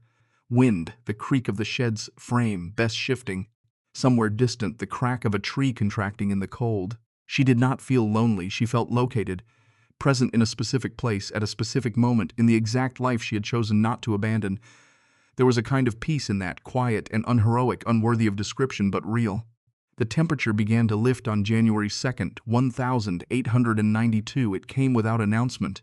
The sky on the morning of the 2nd stayed the same blue-white it had been for weeks, the wind the same relentless northwesterly that had been shaping the drifts for 14 days. But the thermometer outside the general store in Greystone Hollow read -20, not -28. By noon, it read -13. By late afternoon, -7. Still deeply cold, still dangerous in the open, but the descent had stopped. Something in the atmosphere had shifted. some massive slow geography of pressure and temperature that governed the weather of an entire continent had released its grip slightly, enough to change the direction. By January 4th, the temperature reached 12 degrees above zero. By January 6th, it was 28 degrees, still below freezing but within the range that Greystone Hollow understood as manageable, that it had built its firewood supplies, its chimneys, its understanding of winter to handle. Icicles began forming on the south-facing eaves of buildings, the first icicles in 3 weeks, which in that part of Wisconsin in that era meant the cold was retreating. Water, even water still below freezing, moving dripping, was a town emerged. Slowly, cautiously, the way animals emerge from cover after a storm, testing the air before committing to open ground, people shoveled paths between their buildings. They inspected their roofs, their pipes, their stored supplies. They counted what the cold had cost them in wood, in food, in physical damage. They looked at their neighbors with the particular expression common to survivors, a combination of relief, exhaustion, a slight disorientation at finding themselves still present on the correct side of the threshold they had come so close to crossing. The accounting was extensive: 3 roofs, 2 families' entire reserves of firewood burned in 3 weeks, 1 family's furniture down to the kitchen chairs, Dr. Morse's patient list, heavy with frostbite cases, 3 amputations including Hiram Slade's fingers, 1 man whose feet would cost him 3 toes in a surgery performed in February when the damaged tissue had clarified itself. The Crow house, which had burned everything combustible except the walls, would require an almost complete refurnishing in spring. 2 of the families who had lost their wood supply entirely would be dependent on the generosity of their neighbors for the remainder of the season. What Greystone Hollow spent the following weeks talking about was not the destruction but the anomaly. The woodshed on the Hartwell property. The woman who had not only survived but had kept the lights on for 11 other people during the worst week in 15 years. The details spread the way all remarkable things spread in small towns, through the channel of people who had been there talking to people who had not, each retelling adding a piece of context that the original teller had not thought to include.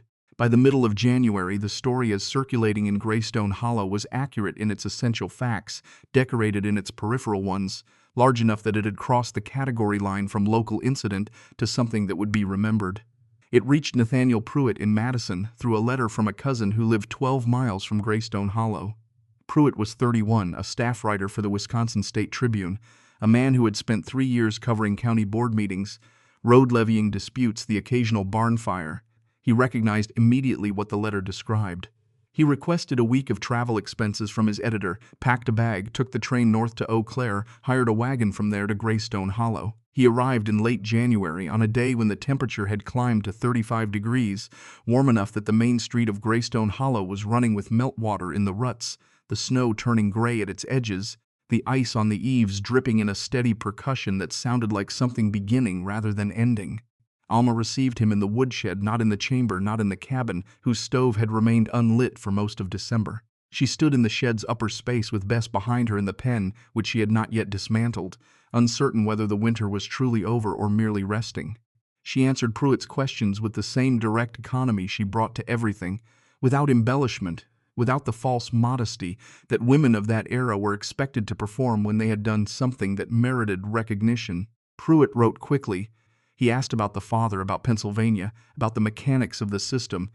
He asked about the Crow family, about the 11 people who had come. He asked about the cold. Alma answered each question with a precision that surprised him, gave him numbers and measurements and principles rather than feelings and impressions. She was, he realized, describing engineering. She was describing a system she had designed, built, tested, refined, in the same language that the engineers who built the railroad bridges he had ridden over on the way north would use to describe their work. His pen moved faster. He filled 2 pages, then 3, then 4. When he had what he needed, he closed his notebook. He looked at Alma across the space. He had one more question, the question he always saved for last because the answer to it, more than any other answer, determined whether what he was writing was a news story or something else. Why didn't you leave? When they showed you the papers, when they cut off your supply, why didn't you go south? You could have. It would have been easier. Alma considered this. She looked past Pruitt's shoulder at the woodshed wall, at the gap where the ventilation pipe exited through the planks, at the faint trace of smoke curling away in the still January air outside. She had asked herself a version of this question in November, sitting at the cabin table with the letter in front of her, the beans cooling in the pot, the silence of Edmund's absence pressing in from every corner. The answer was not complicated, it was just true. "Because this is my home," Alma said. "The paper said it wasn't. The law said it wasn't. The cold said it wasn't." None of them were right. His article ran in the Wisconsin State Tribune on February 9th, 1892, under a headline that Pruitt had drafted 6 times before settling on the version that felt least like decoration. The piece described the chamber in technical detail: the clay oven, the ventilation system, the thermal physics of underground survival. It described Franklin Fenn, the miners of Lackawanna Valley, the survival pocket as a concept, as a piece of practical knowledge that had traveled from a Pennsylvania coal shaft to a Wisconsin woodshed across 23 years, 2 generations, 1 November of absolute necessity. It described the 11 people Alma had helped. It described the cold. It did not, at Alma's specific request, describe the visit of Roland Hartwell and his brother. Some things she had told Pruitt did not belong in a newspaper. He had agreed without argument, recognizing that the story was better without it, the way a painting is sometimes better when the artist knows what to leave out. The article was reprinted in the Milwaukee Sentinel within 10 days. A version ran in the St. Paul Pioneer Press. Excerpts appeared in newspapers across Michigan, Iowa, Ohio, papers served by the wire services that had begun stitching the country's journalism into something approaching a national conversation. Letters began arriving at the Greystone Hollow post office, addressed to Alma Hartwell, forwarded from the Wisconsin State Tribune. When the volume exceeded what the Madison office could reasonably hold, some letters contained money. Alma returned those. Not every dollar, not the ones sent without a return address from people she could not have found if she had tried, but the ones she could trace. She returned with a brief handwritten note that thanked the sender for their consideration, explained that she was not in need of assistance, directed their generosity toward a purpose of their own choosing. The act of returning the money cost her time she did not have. She did it anyway, because accepting money she had not earned for doing what she had done to survive felt like a conversion of something fundamental into something fungible, and she would not do it. The letters proposing marriage she read once carefully, then placed in the cook stove. Harlan Vos, the county clerk, read the Tribune article on the morning it ran. He was 48, a meticulous man with a meticulous filing system and the particular professional habit of cross-referencing new information against existing records before arriving at any conclusion.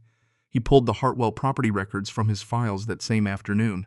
He had reviewed them before in May, when Roland had come to file the paperwork supporting the eviction.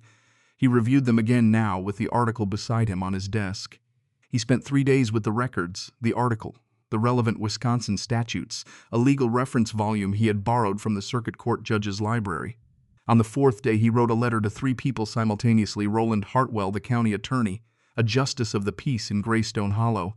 The letter was precise, legal in its language, unambiguous in its conclusions.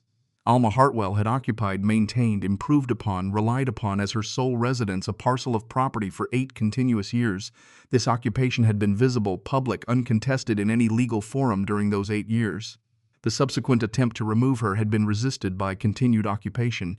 Common law doctrine as recognized in Wisconsin held, under those specific circumstances, a legitimate claim of possessory right independent of the recorded deed. The letter also noted that any legal proceeding to enforce the original eviction notice would require, at minimum, a full circuit court hearing, that such a hearing would necessarily involve public testimony from multiple Greystone Hollow residents regarding the events of December 1891, testimony that would likely be covered in considerable detail by the Wisconsin State Tribune, given its already established interest in the Hartwell property. Roland Hartwell received his copy of the letter on February 17th. He came to the county clerk's office in person 4 days later. He was shown to a chair across Vos's desk. The conversation lasted 40 minutes. Vos's notes from the meeting, preserved in his office files, recorded the outcome in 2 sentences. Claimant agrees to withdraw eviction proceedings. Occupant's possessory right recognized by agreement of parties. Roland signed a document. The document was filed. The county record was amended. He did not contact Alma. She learned of the resolution through a letter from Vos, delivered in the first week of March. 3 sentences of precise legal language explaining that her right to occupy the property had been formally recognized, that no further action would be taken by any party claiming prior interest. She read it at the kitchen table in the cabin, the stove burning for the first time since November, the warmth of a real fire filling the single room. She read it twice. Then she folded it carefully, placed it in the cedar box where she kept Edmund's watch, their marriage certificate, the last letter her father had written her, in the winter of 1877, from Scranton, before his lungs gave out completely.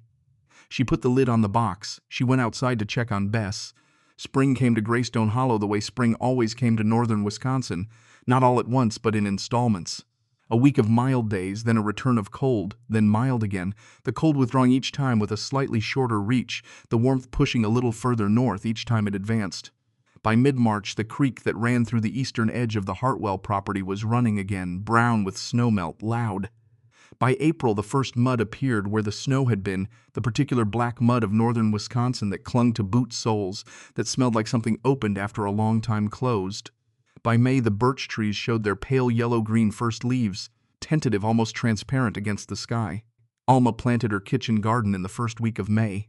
She expanded it by 2 rows from the previous year, adding space for the dried beans she had depleted during the winter, for the corn she needed to replace the 18 pounds of meal she had consumed. She repaired the fence along the north pasture, where a section had gone down under the weight of December's snow. She assessed the barn, found the eastern lean had progressed slightly further than the previous autumn, reinforced the southeast corner with a new stone foundation she set herself, working 3 mornings with a pry bar, replacement stone from the creek bed, the same creek where she had found the stones for the clay oven. Silas Crow appeared at the farm on a Tuesday in October before the first hard frost of the following year. He came without announcement, which was how neighbors visited in that part of Wisconsin. He was driving a wagon loaded with split hardwood, a full cord stacked precisely the way a carpenter would stack it, edges aligned, gaps minimized, the geometry of it clear even from the yard as he drove in. He did not explain the delivery. He unloaded the wood himself, stacking it against the south wall of the woodshed with the same methodical care he brought to everything he built. When the wagon was empty, he climbed back up, took the reins.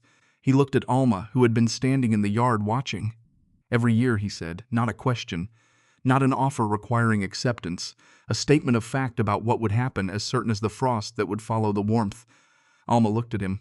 She did not say thank you because the word between them at that point would have reduced something to smaller than it was. She did not say anything. She nodded once. He drove away. He came back the following October. The year after that, his daughter Lily, 13 by then, came with him, sitting beside her father on the wagon seat, learning the route, learning the delivery, learning without being told that some debts are not paid in money. Alma Hartwell lived on that property for 22 years after the winter that nearly ended her.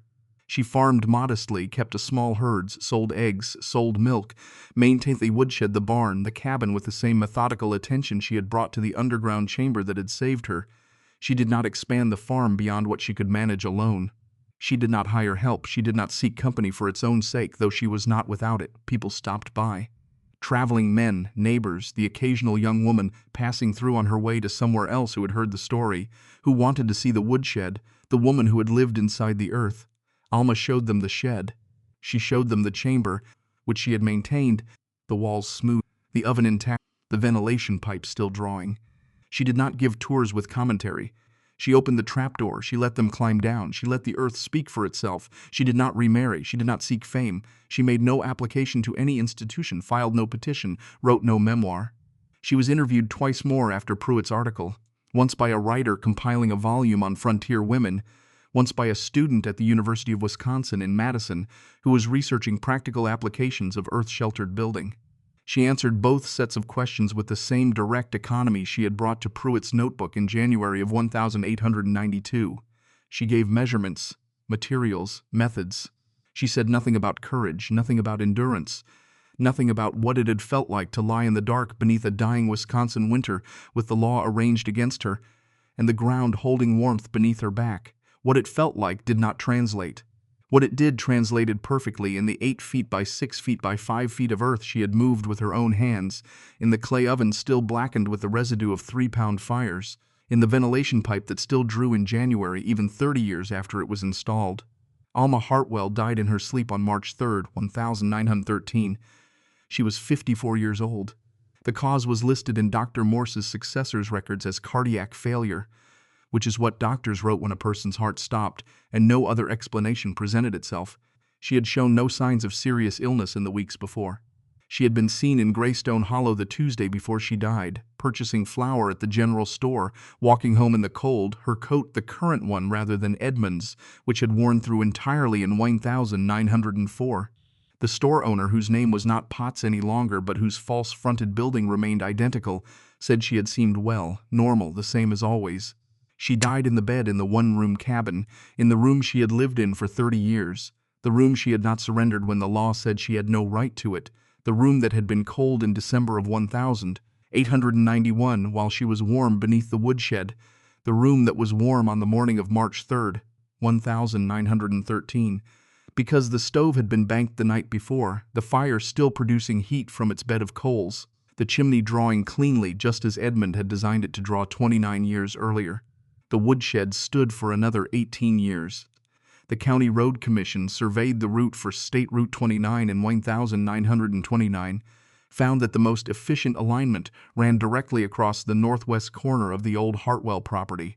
The demolition crew arrived in the spring of 1931, a Tuesday, 4 men with a wagon, hand tools, a 2-man crosscut saw.